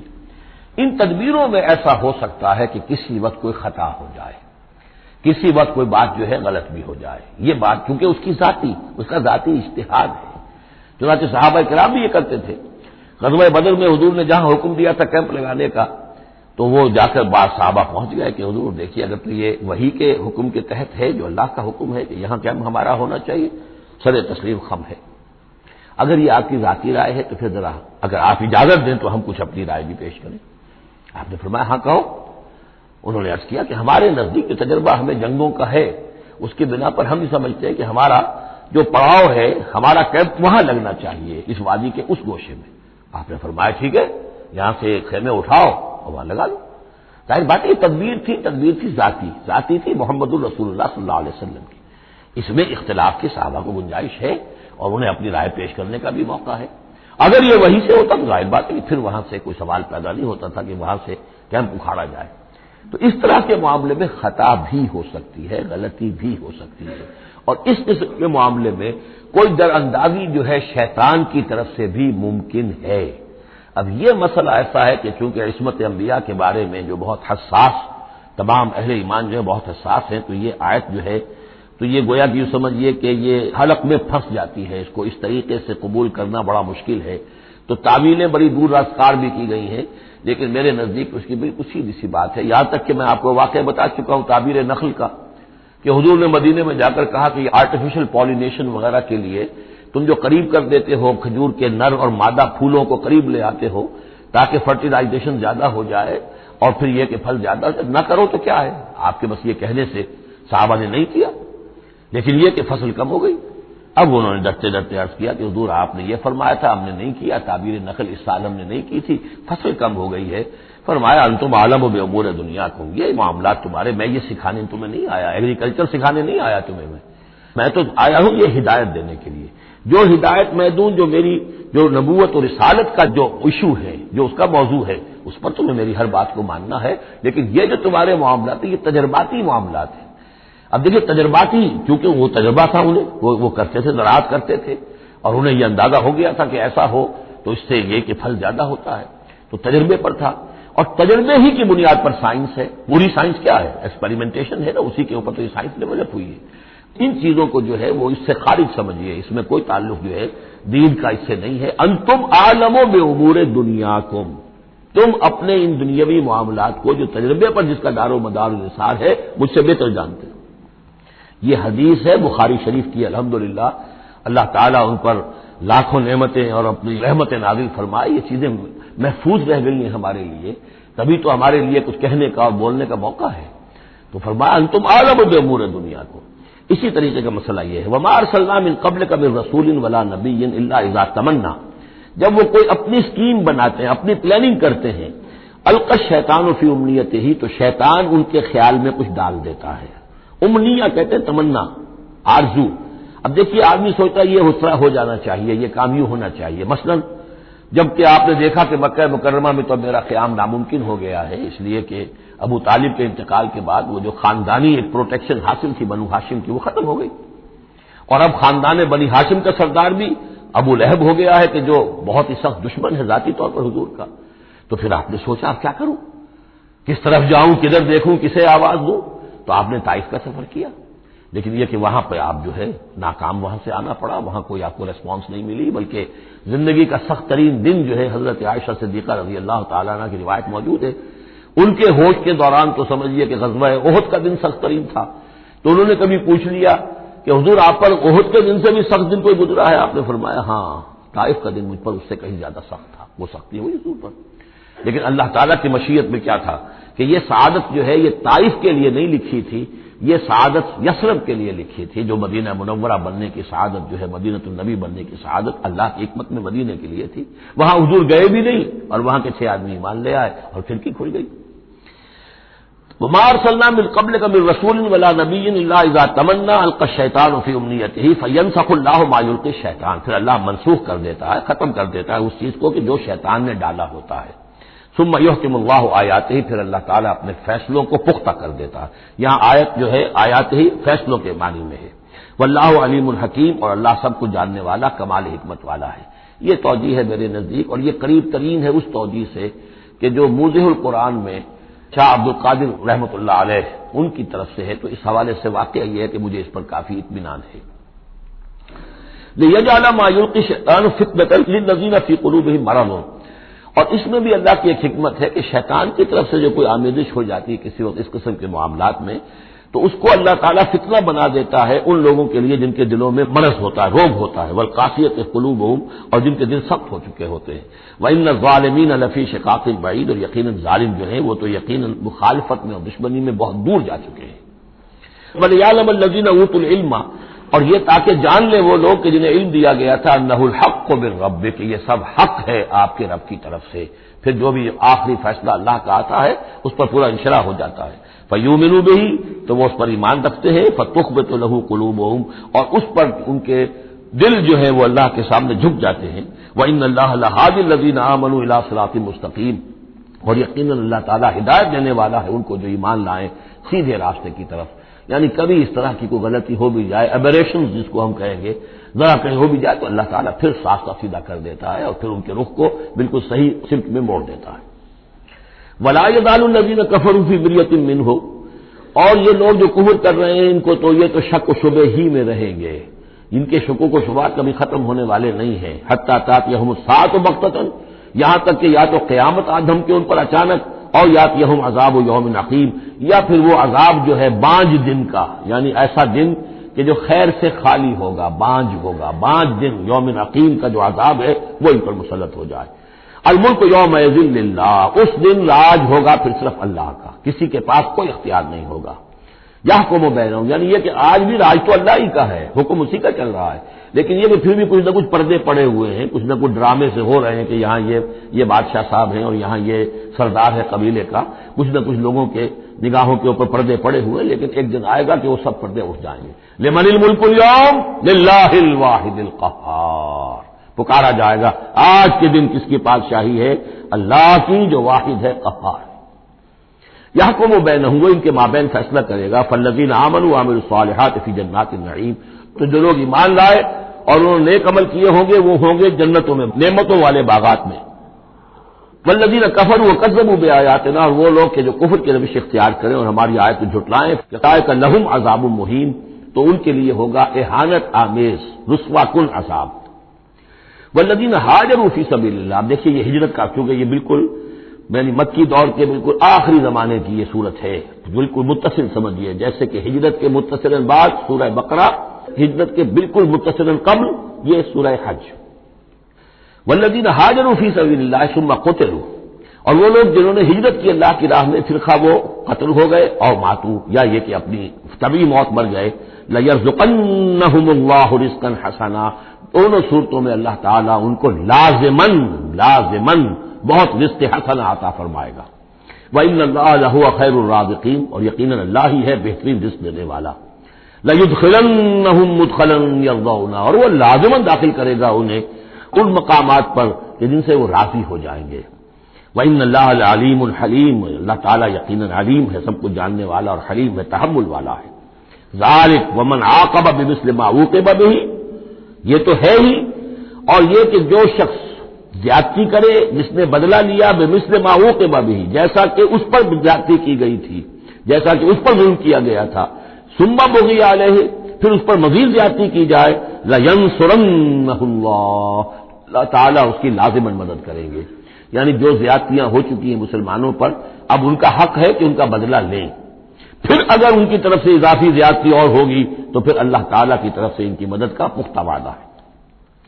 ان اللہ لعفو غفور، یقیناً اللہ تعالیٰ عفو اور غفور ہے، معاف فرمانے والا، درگزر کرنے والا ہے۔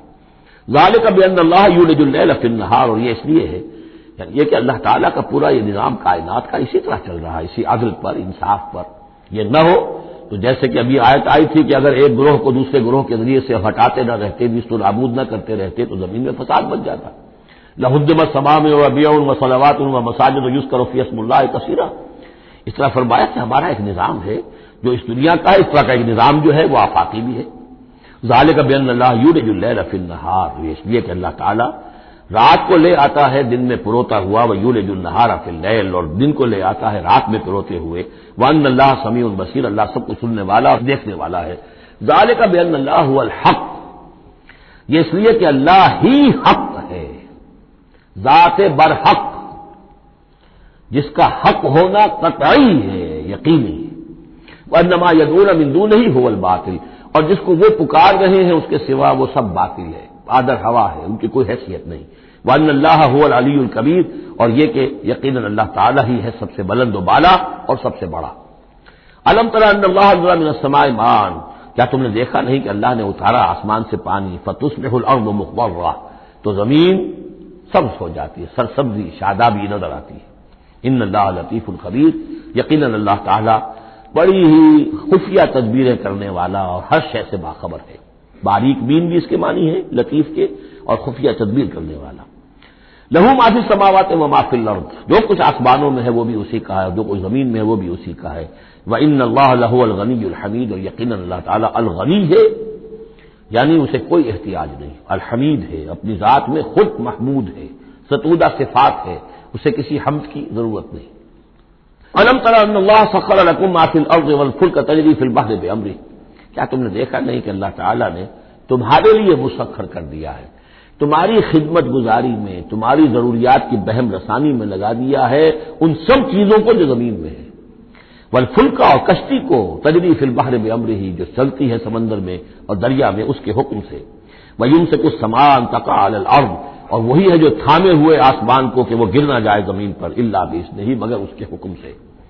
ان اللہ بالناس لرؤوف الرحیم، یقیناً اللہ تعالی انسانوں کے حق میں بہت ہی شفیق ہے، نرمی کرنے والا ہے اور مہربان ہے. وہو الذی احیاکم، وہی ہے جس نے تمہیں زندہ کیا، یعنی پہلے تم مردہ تھے. یہ سورہ بقرہ میں بھی آیت آپ دیکھ چکے ہیں، بالکل اس کے ہم وزن آ رہی. کیف تکفرون باللہ وکنتم امواتا فاحیاکم ثم یمیتکم ثم یحییکم ثم الیہ ترجعون. اب یہاں صرف یہ کہ کنتم امواتا کے الفاظ کو دوبارہ نہیں لائے. هو الذی احیاکم ثم یمیتکم ثم یحییکم، تم مردہ تھے پھر تمہیں زندہ کیا، پھر تمہیں موت دے گا، پھر زندہ کرے گا. مردہ تھے یعنی یہ ہمارا وہ دور ہے جبکہ روحانی عالم ارواح میں ہم سے عہد لینے کے بعد ہمیں سلا دیا گیا، الست بربکم. اس کے بعد کسی کولڈ سٹوریج کے اندر تمام ارواح کو رکھ دیا گیا. وہ ہماری پہلی موت تھی، پہلی نیند تھی جو ہم سوئے رہے. اس کے بعد جاگے ہیں تو اس عالم خلق کے اندر کسی رحم مادر کے اندر وہ روح جو ہے وہ لا کر ایک جنین کے ساتھ جوڑ دی گئی. یہ ہمارا احیاء اول ہو گیا. اس کے بعد پھر یہاں ہم رہیں گے تو یہ زندگی ہے دوسری، اور اس کے بعد جب موت ہوگی تو احیاء، یہ اماتہ ثانی ہو جائے گا. پھر اللہ اٹھائے گا بعد بعد الموت، وہ احیاء ثانی ہو جائے گا. یہ سورہ غافر میں مضمون آئے گا، اس کا کلائمیکس جو ہے سورہ غافر میں ہے. وَهُوَ الَّذِي أَحْيَاكُمْ ثُمَّ يُمِيتُكُمْ ثُمَّ يُحْيِيكُمْ إِنَّ الْإِنسَانَ لَكَفُورٌ، یقیناً انسان جو ہے وہ ناشکرا ہے. لِكُلِّ أُمَّةٍ جَعَلْنَا مَنسَكًا هُمْ نَاسِكُوهُ، ہم نے ہر امت کے لیے ان کے قربانی کے طریقے، طور طریقے، عبادات کے آداب ہم نے مقرر کر دیے ہیں جو اس کی پیروی کرتے ہیں. فَلَا يُنَازِعُنَّكَ فِي الْأَمْرِ، تو انہیں آپ سے جھگڑنا نہیں چاہیے. یعنی یہ کہ اگر یہود کے ہاں کوئی اور طریقے سے قربانی کے تو، اور جہاں بنی اسماعیل کے لیے ہم نے کچھ اور مقرر کیے، مسلمانوں کو اب کچھ اور طریقے ہم بتا رہے ہیں، تو اس میں کوئی حرج نہیں ہے، اس میں جھگڑنے کی ضرورت بات نہیں. یہ پہلے پڑھ چکے اسی صورت میں کہ ہم نے ہر امت کے لیے منسک مقرر کیے ہیں. وَلِكُلِّ أُمَّةٍ جَعَلْنَا مَنسَكًا لِيَذْكُرُوا اسْمَ اللَّهِ عَلَىٰ مَا رَزَقَهُم مِّن بَهِيمَةِ الْأَنْعَامِ فَإِلَٰهُكُمْ إِلَٰهٌ وَاحِدٌ فَلَهُ أَسْلِمُوا وَبَشِّرِ الْمُخْبِتِينَ. تو ہر قوم کے لیے، ہر امت کے لیے اللہ تعالیٰ نے قربانی کے قواعد و ضوابط بنائے، تو وہ اس کی پیروی کرتے ہیں. فَلَا يُنَازِعُنَّكَ فِي الْأَمْرِ، تو انہیں جھگڑنا نہیں چاہیے نبی آپ سے اس معاملے میں. وَادْعُ إِلَىٰ رَبِّكَ، اور اپنے رب کی طرف آپ بلاتے رہیے.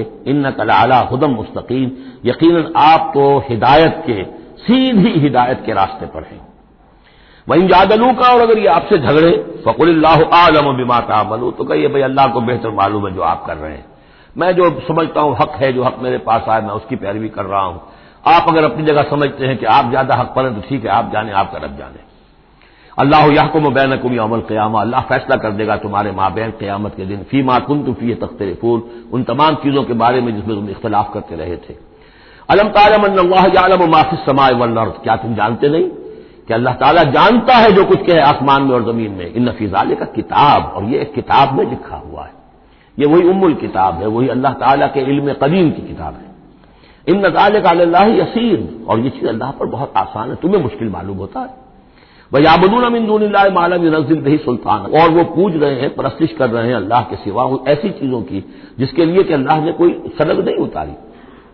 یعنی اللہ کو تو ہم بھی مانتے ہیں، وہ بھی مانتے ہیں، اب اضافی جس کو وہ مانگ رہے ہیں تو اللہ کی طرف سے کوئی سند ہونی چاہیے ان کے لیے، تب تو درست ہے، اگر اللہ کی طرف سے سند نہیں ہے تو وہ بے بنیاد ہے۔ وَمَا لَيْسَ لَهُم بِهِ عِلْمٌ، نہ صرف یہ کہ کوئی سند نہیں ہے، کوئی علم بھی نہیں ہے، کوئی معقول بات ہو، کوئی دلیل ہو، کوئی بنیاد ہو، کوئی منطق کے اندر، کوئی عقل کے اندر، بالکل بے بنیاد بات ہے۔ وَمَا لِلظَّالِمِينَ مِن نَصِيرٍ، ایسے ظالموں کا کوئی مددگار نہیں ہوگا۔ وَإِذَا تُتْلَىٰ عَلَيْهِمْ آيَاتُنَا بَيِّنَاتٍ، اور جب ان کو سنائی جاتی ہیں پڑھ کر ہماری آیات بینات، تعرف فی وجوہ الذین کفروا المنکر، تو تم دیکھتے ہو کہ ان کافروں کے چہروں کے اندر سخت ناگواری کے آثار پیدا ہو جاتے ہیں، بجائے اس کے کہ وہ اللہ کی آیات سن کر ان کے دل کھل اٹھیں، ان کے اندر خوشی کی کیفیت پیدا ہو، انبساط پیدا ہو۔ ہمارے رب کا کلام ہے، تعرف فی وجوہ الذین کفروا المنکر، تم دیکھتے ہو بڑی ناگواری کے آثار ہیں، یکادون یسطون بالذین یتلون علیہم آیاتنا، ان قریب ہوتا ہے کہ پل پڑیں گے، وہ حملہ آور ہو جائیں گے، ٹکا بوٹی کر دیں گے ان کی جو انہیں ہماری آیات پڑھ کر سنا رہے ہیں۔ قل افانبئکم بشر من ذالکم، ان سے کہیے تو کیا میں تمہیں بتاؤں جس قدر تمہیں ناگواری اس وقت ہو رہی ہے، تم پر بڑی سختی بیت رہی ہے اللہ کی آیات جو تمہیں سنائی جا رہی ہیں، کیا اس سے بھی زیادہ بری بات کون سی ہے بتاؤں؟ النار، وہ آگ جس کے کہ تم مستحق ہو رہے ہو اپنے اس کفر اور انکار کی وجہ سے۔ وعدہ اللہ الذین کفروا، اللہ نے وعدہ کیا ہے اس آگ کا کافروں سے، وبئس المصیر، وہ بہت ہی برا ٹھکانہ ہے۔ اب جو یہ آخری رکوع آ رہا ہے سورہ مبارکہ کا، اس کے ترجمے سے پہلے مجھے تھوڑی سی تمہیداً کچھ بات عرض کرنی ہے۔ یہ جو ایک دعوت رجوع القرآن کی ایک تحریک ہم نے شروع کی، اور الحمدللہ کہ میں اس میں اپنی زندگی کے لگ بھگ 35 برس اب صرف کر چکا ہوں، اور اسی کے پھر کوکھ سے تنظیم اسلامی اور تحریک خلافت نے جنم لیا ہے۔ اس دعوت رجوع القرآن کی جو بنیاد ہے اور جس کو کہ میں نے ذریعہ بنایا ہے قرآن مجید سے لوگوں کو متعارف کرانے کا، اور قرآن مجید کے ذریعے سے دین کے جامع تصور کو لوگوں کے سامنے پیش کرنے کا، اور قرآن مجید کے ذریعے سے دین کی طرف سے جو بنیادی فرائض ہم پر عائد ہوتے ہیں اس کا ایک جامع تصور دینے کا جو میں نے کام کیا ہے، اس کے لیے ذریعہ میں نے بنایا ہے ایک منتخب نصاب کو، مطالعہ قرآن حکیم کا منتخب نصاب۔ یہ جو منتخب نصاب ہے یہ تقریباً کل قرآن کے 1/15 حجم کے اندر یوں سمجھیے کہ 2 پاروں کے لگ بھگ ہے، مائنس پلس کم و بیش 2 پارے ہوں گے۔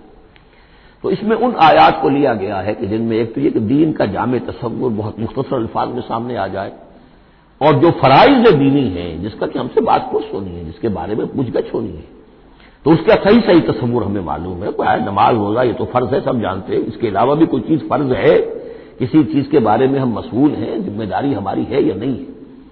تو وہ جو منتخب نصاب ہے اس کے مختلف جو حصے ہیں، ہم کچھ حصوں سے گزرے ہیں، لیکن یہ میں آج سوچ رہا تھا کہ جیسے میں نے آپ کو بتایا تھا کہ حروف مقطعات کا معاملہ یہ ہے کہ 29 حروف ہیں یا 28 حروف ہیں عربی زبان کے الفابیٹس جو ہیں، شروع کے حصوں میں سے حروف میں سے بہت کم ہے جو حروف مقطعات میں آئے، اور آخری جو حصہ ہے اس کے تختی کے اس کے بہت سے حروف ہیں، اکثر و بیشتر ہیں کہ جو حروف مقطعات میں آئے۔ تو یہ پہلی مرتبہ میرا ذہن ادھر گیا ہے کہ ہمارے اس منتخب نصاب میں بھی یہ چیز کوئی میرے پیش نظر نہیں تھی کہ جان بوجھ کر ایسا کیا ہو۔ زیادہ حصے اسباق وہی ہیں کہ جو نصف ثانی سے متعلق ہیں، بلکہ قرآن مجید کے آخری حصے سے زیادہ جو ہے وہ اس میں مقامات اور آیات اور رکوع یا صورتیں شامل ہوئی ہیں۔ لیکن اس وقت اس کا تعارف میں یہ کرا رہا ہوں کہ اس کا ایک بڑا مرکزی درس ہے کہ جو اگلی جو یہ رکوع آ رہا ہے جو 6 آیات پر مشتمل ہے، یہ اس کا بڑا مرکزی درس ہے۔ یہ جو میرا منتخب نصاب ہے اس کے 6 حصے ہیں۔ نقطہ آغاز ہے سورۃ العصر، والعصر ان الانسان لفی خسر الا الذین آمنوا وعملوا الصالحات وتواصوا بالحق وتواصوا بالصبر۔ مختصر ترین صورت، جامع ترین صورت، انسان کی نجات کے یہ 4 لوازم ہیں: ایمان، عمل صالح، تواصی بالحق، تواصی بالصبر۔ پھر 3 اور مقامات ہم نے اس میں ایسے ہی جامع مقامات جس میں یہ چاروں چیزیں تقریباً بیان ہوئی ہیں وہ شامل کر کے وہ پہلا حصہ ہو گیا. اس کا ایک درس ہم گزر چکے ہیں سورہ بقرہ میں آیت البر، اس کا درس نمبر 2 ہے. لیس البر ان تولوا وجوہکم قبل المشرق والمغرب. نیکی جو تم نے سمجھی ہوئی ہے، کسی نے کسی شے کو نیکی سمجھا ہوا، کسی نے کسی کو نیکی سمجھا ہوا ہے. اصل نیکی کیا ہے، پوری نیکی کیا ہے، نیکی کی روح کیا ہے، جڑ بنیاد کیا ہے، نیکی کے مظاہر کیا ہیں، ان مظاہر میں پھر اقدمیت کس چیز کی ہے، اولیت کس شے کی ہے، ثانوی درجے میں کون سی ہے، پھر چوٹی کیا ہے، سمم بونم کیا ہے، سب سے اونچا جو مقام ہے، جو مقام مطلوب ہے وہ کیا ہے. اسی طریقے سے پھر اس کا دوسرا حصہ جو ہے اس منتخب نصاب کا، اس میں کچھ ایمان سے متعلق مباحث ہیں. ایمان کن چیزوں کا نام ہے، کیسے ایمان وجود میں آتا ہے، تو اس میں سورہ فاتحہ بھی ہے، وہ بھی ہم پڑھ چکے ہیں. اور پھر سورہ آل عمران کا جو آخری رکوع کی آیات تھیں، ان فی خلق السماوات والارض واختلاف اللیل والنہار یہ بھی جو ہے لآیات لأولی الالباب. پھر یہ کہ ایک اور سبق اس کا وہ ہے جو اگلی جو صورت آج بھی ہم پڑھیں گے انشاءاللہ، سورہ نور کا جو 5واں رکوع ہے وہ بھی اس کا ایک سبق ہے. آج کے ہمارے اس حصے میں اصل میں 3 اسباق آ رہے ہیں کہ جو اس منتخب نصاب کے، اسی لیے میں نے مناسب سمجھا کہ اس منتخب نصاب کا آپ سے تعارف کرا دوں. پھر یہ تیسرا حصہ اس کا جو ہے وہ اعمال صالحہ، عمل صالح کی تفصیل کیا ہے، انفرادی سطح پر کیا عمل ہونا چاہیے، اجتماعی سطح پر کیا ہونا چاہیے، معاشرتی سطح پر کیسے ہونا چاہیے، ریاستی سطح پر کیا ہونا چاہیے. تو اس میں خاص طور پہ معاشرتی سطح سے متعلق وہ سورہ بنی اسرائیل کے 2 رکوع ہم پڑھ چکے ہیں جو 15ویں پارے میں آئے. سورہ بنی اسرائیل میں 3 اور 4 رکوع جو میں نے عرض کیا تھا کہ یہ 10 کمانڈمنٹس جو ہیں تورات کے، گویا کہ ان کی یہ تعبیر ہے، قرآن مجید کی تشریح یہ ہے ان کی. تو اس طریقے سے یہ درس جو ہمارا وہ چلتا ہوا پھر آخر تک جو حصے آئیں گے میں بر وقت آپ کو بتاتا جاؤں گا. لیکن یہ درس جو ہے یہ بھی در حقیقت اس کے تیسرے حصے کا آخری یا چوتھے حصے کا پہلا درس ہے، بالکل مرکزی جگہ. 3 حصے ادھر 3 حصے ادھر. یہ اس اعتبار سے جامع ترین مقام ہے قرآن کا کہ قرآن کی دعوت کو 2 حصوں میں تقسیم کر کے بیان کیا گیا. ایک قرآن کی دعوت عمومی ہے، ہر انسان، کل نوع بشر کے لیے، اس لیے کہ حضور کی بعثت تمام انسانوں کے لیے ہے. ہر انسان کسے باشد، چاہے شمال کا ہو، جنوب کا ہو، مشرق کا ہو، مغرب کا ہو، کالا ہو، گورا ہو، پیلا ہو، نیلا ہو، کوئی ہو، سب کے لیے کیا دعوت ہے قرآن کی. قرآن کیا کہتا ہے، کوئی ہے یا نہیں؟ پہلے درجے میں تو دعوت عمومی الی کافۃ الناس. دوسرے درجے میں دعوت خصوصی، یہ کن کے لیے ہے؟ جو ماننے کا اعلان کرے. پہلی دعوت دعوت ایمان ہے، مانو اللہ کو، مانو رسول کو، مانو آخرت کو، مانو بعث بعد الموت کو، مانو جنت کو، مانو دوزخ کو. یہ ہے عام. جو یہ مانتے ہی نہیں، اب ان سے کوئی اور کلام نہیں. ان سے ہم کیسے کہیں گے نماز پڑھو اور روزہ رکھو؟ وہ اللہ کو نہیں مانتے، قرآن کو نہیں مانتے، نبی کو نہیں مانتے. تو دعوت ایمان ہے دعوت عام قرآن مجید کی. اور پھر جو ایمان کا دعویٰ کرے اب ان سے خطاب ہے کہ اب جگر تھام کے بیٹھو، میری باری آئی. جب تم نے مان لیا تو ماننے کا یہ تقاضا پورا کرنا پڑے گا. اب وہ دعوت عمل ہوگی، یہ کرو اور یہ کرو اور یہ کرو اور یہ کرو. تو دعوت ایمان یہاں پر اور پھر دعوت عمل، ان کو علیحدہ علیحدہ سے جو ہے اللہ تعالیٰ نے ان 6 آیات کے اندر بیان کر دیا. یا ایھا الناس، اب دیکھیے دعوت عمومی کا خطاب ہے یا ایھا الناس. 4 آیتوں اس کے تابع ہیں اور آخری 2 آیتوں میں پھر آئے گا یا ایھا الذین آمنوا. پھر وہ اہل ایمان سے جو ایمان کا دعویٰ کرے مان لیں کہ ہاں ہم نے مانا. یا ایھا الناس ضرب مثل فاستمعوا له، ایک مثال بیان کی جاتی ہے، ذرا توجہ سے سنو. ان الذین تدعون من دون اللہ لن یخلقوا ذبابا ولو اجتمعوا له، یقیناً وہ معبود جنہیں تم پکار رہے ہو اللہ کے سوا، یہ بت تمہارے جو، کیونکہ جو مخاطب اولین تھے وہ بت پرست تھے. لن یخلقوا ذبابا، یہ تو اس پر بھی قادر نہیں ہے کہ مکھی تک کو پیدا کر سکے. ولو اجتمعوا له، یہ جو کعبے میں رکھے ہوئے 360 کے 360 بت مل جل کر بھی ایک مکھی پیدا کرنا چاہتے نہیں کر سکتے. سامنے کی بات تھی، تو صرف شعور دلانا تھا. جیسے حضرت ابراہیم نے بھی ان بتوں کو توڑ کے ذرا انہیں آمادہ کر دیا ایک دفعہ کہ وہ اپنے گریبانوں میں جھانکیں ضرور. ایک دفعہ حقیقت ان پر منکشف ہو گئی. اسی طرح یہ مثال دی جا رہی ہے. وَإِن يَسْلُبْهُمُ الذُّبَابُ شَيْئًا، اور یہ تو بات بہت دور کی ہے کہ وہ مکھی کو پیدا کرے. مکھی ان سے کوئی چیز چھین کر لے جائے، ان کے سامنے حلوے مانڈے رکھتے ہو، مکھیاں منمناتی ہیں، وہ تو مکھیاں بھی اڑا نہیں سکتے. إِن يَسْلُبْهُمُ الذُّبَابُ شَيْئًا لَا يَسْتَنقِذُوهُ مِنْهُ، تو اسے واپس چھین نہیں سکتے، حاصل نہیں کر سکتے. ضعف الطالب والمطلوب، بہت کمزور ہے طالب بھی اور مطلوب بھی. یہ ان تین الفاظ میں قرآن مجید کا توحید کا جو عملی لب لباب ہے وہ آ گیا ہے۔ انسان جو ہے، جو بھی کسی بھی درجے میں باشعور انسان ہے، اس کا کوئی نہ کوئی آئیڈیل ہے، آدرش ہے، کوئی نصب العین ہے جس کے لیے وہ بھاگ دوڑ کرتا ہے، محنت کرتا ہے دن رات۔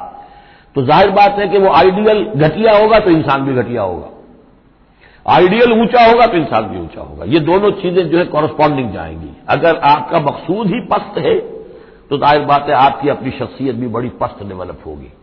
مقصود اونچا ہو، بلند، لیکن فرمایا ان کا تو جو مطلوب ہے وہ بھی ضعیف، تو طالب تو اور بھی ضعیف ہوئے۔ جن کا مطلوب وہ بنے ہوئے ہیں کہ جو مکھی تک نہیں اڑا سکتے، تو طالبوں کا کیا حل ہوگا؟ قیاس کن دے گلستان من بہار مرا۔ لیکن یہ وہی مضمون ہے جو سورہ بقرہ میں آ چکا ہے۔ وَمِنَ النَّاسِ مَن يَتَّخِذُ مِن دُونِ اللَّهِ أَندَادًا يُحِبُّونَهُمْ كَحُبِّ اللَّهِ، لوگوں میں سے کچھ ایسے ہیں جو اللہ کے مد مقابل بنا کر کچھ اور چیزوں سے محبت شروع کر دیتے جیسے کہ اللہ سے محبت کرنی چاہیے تھی۔ اصل میں تو انسان کو بنایا گیا کہ لا محبوب الا اللہ، لا مقصود الا اللہ، لا مطلوب الا اللہ، مطلوب اللہ کے سوا کوئی نہ رہے۔ باقی ذرائع ہیں، زندہ رہنے کے لیے روٹی کھانی ہے، محنت کرنی ہے، ہل چلانا ہے، ذرائع ہے، مطلوب نہیں ہے۔ نہ کھیتی مطلوب ہے، نہ دکان مطلوب ہے، نہ پروفیشن مطلوب ہے، نہ ڈاکٹری، نہ انجینئرنگ، کوئی شے مطلوب نہیں، نہ دنیا مطلوب ہے، نہ اولاد مطلوب ہے۔ مطلوب صرف اللہ۔ یہ ہے توحید کا لب لباب۔ لا مطلوب الا اللہ، لا مقصود الا اللہ، لا محبوب الا اللہ۔ لیکن جو لوگ یہاں تک نہیں پہنچ سکتے، جیسے جس شخص کو بہت سخت بھوک لگی ہو، اگر اچھی چیز کھانے کو نہیں ملے گی تو بوڑھے میں بھی منہ مارے گا۔ اگر ان کا ذہن وہاں تک نہیں پہنچا، اگر ان کے ذہن کی پستی کا یہ عالم ہے کہ اللہ کی معرفت حاصل نہیں کر سکے، اللہ ان کا محبوب اور مطلوب و مقصود اصلی نہ بن سکا، تو کسی اور کو اللہ کی جگہ رکھ کر اور وہ پوجنا شروع کر دیتے ہیں۔ کوئی آئیڈیلی ہے، کوئی وطن ہے، کوئی قوم ہے، اور کچھ نہیں تو میرا اپنا نفس ہے، اپنے ہی حسن کا دیوانہ بنا پھرتا ہوں، اپنی ہی حریم ذات کے گرد طواف ہو رہا ہے۔ تو غاف الطالب والمطلوب ما قدر اللہ حق قدرہ، یہ اللہ کی قدر نہ کر سکے، اللہ کا اندازہ نہ کر سکے، معرفت حاصل نہ کر سکے اللہ کی، جیسے کہ اس کے معرفت کا حق تھا۔ اللہ کو پہچان لیتے تو کسی اور سے کاہے کو لو لگاتے؟ حسین ترین کو اگر دیکھ لیں گے تو کمتر کو کون پھر پوچھے گا؟ تو دیکھ نہیں پائے ہیں جلال خداوندی کا کوئی نقشہ ان کے سامنے، جلال و جمال و کمال خداوندی کی کوئی جھلک نہیں دیکھ پائے، لہذا وہ عاشق بنے پھر رہے دنیا کے عروس ہزار داماد کے۔ ما قدر اللہ کا قدر ہی ان اللہ لقوی عزیز، یقینا اللہ تعالیٰ قوی ہے، توانا ہے، طاقت والا ہے اور زبردست ہے۔ اللہ یصطفی من الملائکۃ رسلا ومن الناس، دو آیتوں میں تو بات آ گئی توحید اور شرک کی، اب ایک آیت میں رسالت، اللہ چن لیتا ہے فرشتوں میں سے بھی اپنے پیغامبر اور انسانوں میں سے بھی۔ ان اللہ سمیع بصیر، اللہ سمیع اور بصیر ہے۔ ادھر سے چن لیا جبرائیل کو اور اپنی وحی دے دی، ادھر سے چن لیا محمد کو صلی اللہ علیہ وسلم اور جبریل سے کہا کہ محمد کو پہنچا دو، تاکہ محمد اپنے ابنائے نو کو، انسانوں کو لوگ پہنچا دیں۔ تو یہ گویا کہ دو لنکس ہیں، ایک فرشتہ رسول ملک اور ایک رسول بشر، جبرائیل اور محمد صلی اللہ علیہ وسلم۔ ان اللہ سمیع بصیر، اللہ تعالیٰ سب کچھ سننے والا اور دیکھنے والا ہے۔ یعلم ما بین ایدیہم وما خلفہم، وہ جانتا ہے جو کچھ ان کے سامنے ہے، جو کچھ ان کے پیچھے ہے۔ وإلی اللہ ترجع الامور، اور پھر تمام معاملات اللہ ہی کی طرف لوٹا دیے جائیں گے۔ یہ آخرت آ گئی، توحید، رسالت، آخرت، یہ ہے ثلاثی، یہ امور ثلاثہ ہے جن پر ایمان کی دعوت، اور یہ دعوت ہے یا ایھا الناس، اے بنی نوع آدم، اے انسانوں۔ اب بات ہے دوسرے مرحلے پر، جنہوں نے کہا اچھا جی ہم نے مانا اللہ کو، مانا رسول کو، مانا ہم نے آخرت کو، بعث بعد الموت کو، ہم تسلیم کرتے ہیں انا للہ و انا الیہ راجعون۔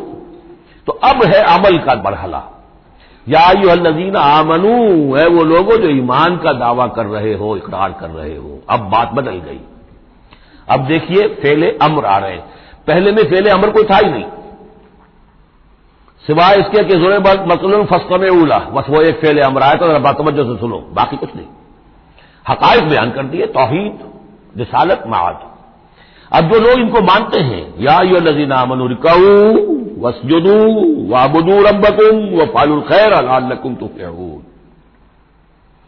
اے ایمان کے دعوے دارو، رکوع کرو، جھکو اللہ کے سامنے، واسجدوا، اور جھکو، پروسٹریٹ بیفور ہم، اس کے سامنے سر بسجود ہو جاؤ، وَاعْبُدُوا رَبَّكُمْ، اور اپنے رب کی بندگی، مکمل بندگی، ٹوٹل بندگی، اس کی پرستش ہی پرستش نہیں، بندگی بھی، زندگی آمد برائے بندگی، زندگی بے بندگی شرمندگی، وَافْعَلُوا الْخَيْرَ، اور نیک کام کرو، بھلے کام کرو۔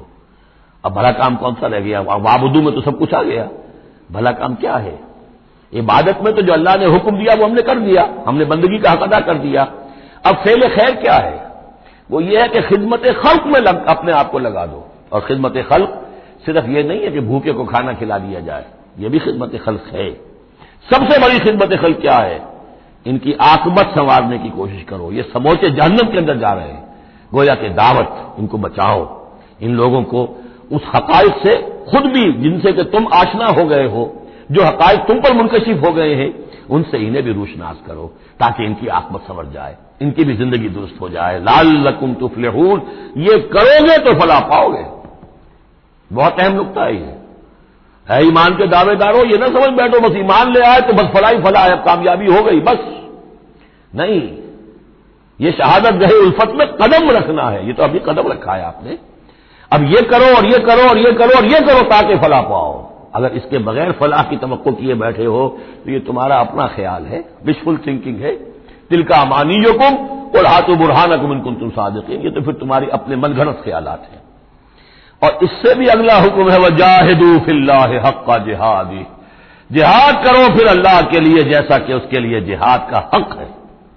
یہ سجدہ جو ہے صرف حضرت شافعی کے نزدیک ہے، امام شافعی کے، وجاہدوا فی اللہ حق جہادہ، اور جہاد کرو اللہ کے لیے جیسا کہ اس کے لیے جہاد کا حق ہے۔ هو اجتباکم، اس نے تمہیں چن لیا ہے۔ کیا مانی؟ اب نبوت محمد پر ختم ہو رہی ہے صلی اللہ علیہ وسلم، اب آئندہ جبریل کسی کے پاس وحی نہیں لائیں گے کہ پھر وہ وحی پہنچائے لوگوں کو، اب یہ کام یہ کہ وہی جو جبریل وحی لائے اور جو محمد نے تمہیں پہنچا دی، اب تمہیں پہنچا دی ہے پوری نوع انسانی کے تک۔ یہ ہے تیسری لنک، هو اجتباکم، اپنے نصیب پر فخر کرو، اللہ نے تمہیں چن لیا ہے، سلیکٹ کر لیا ہے۔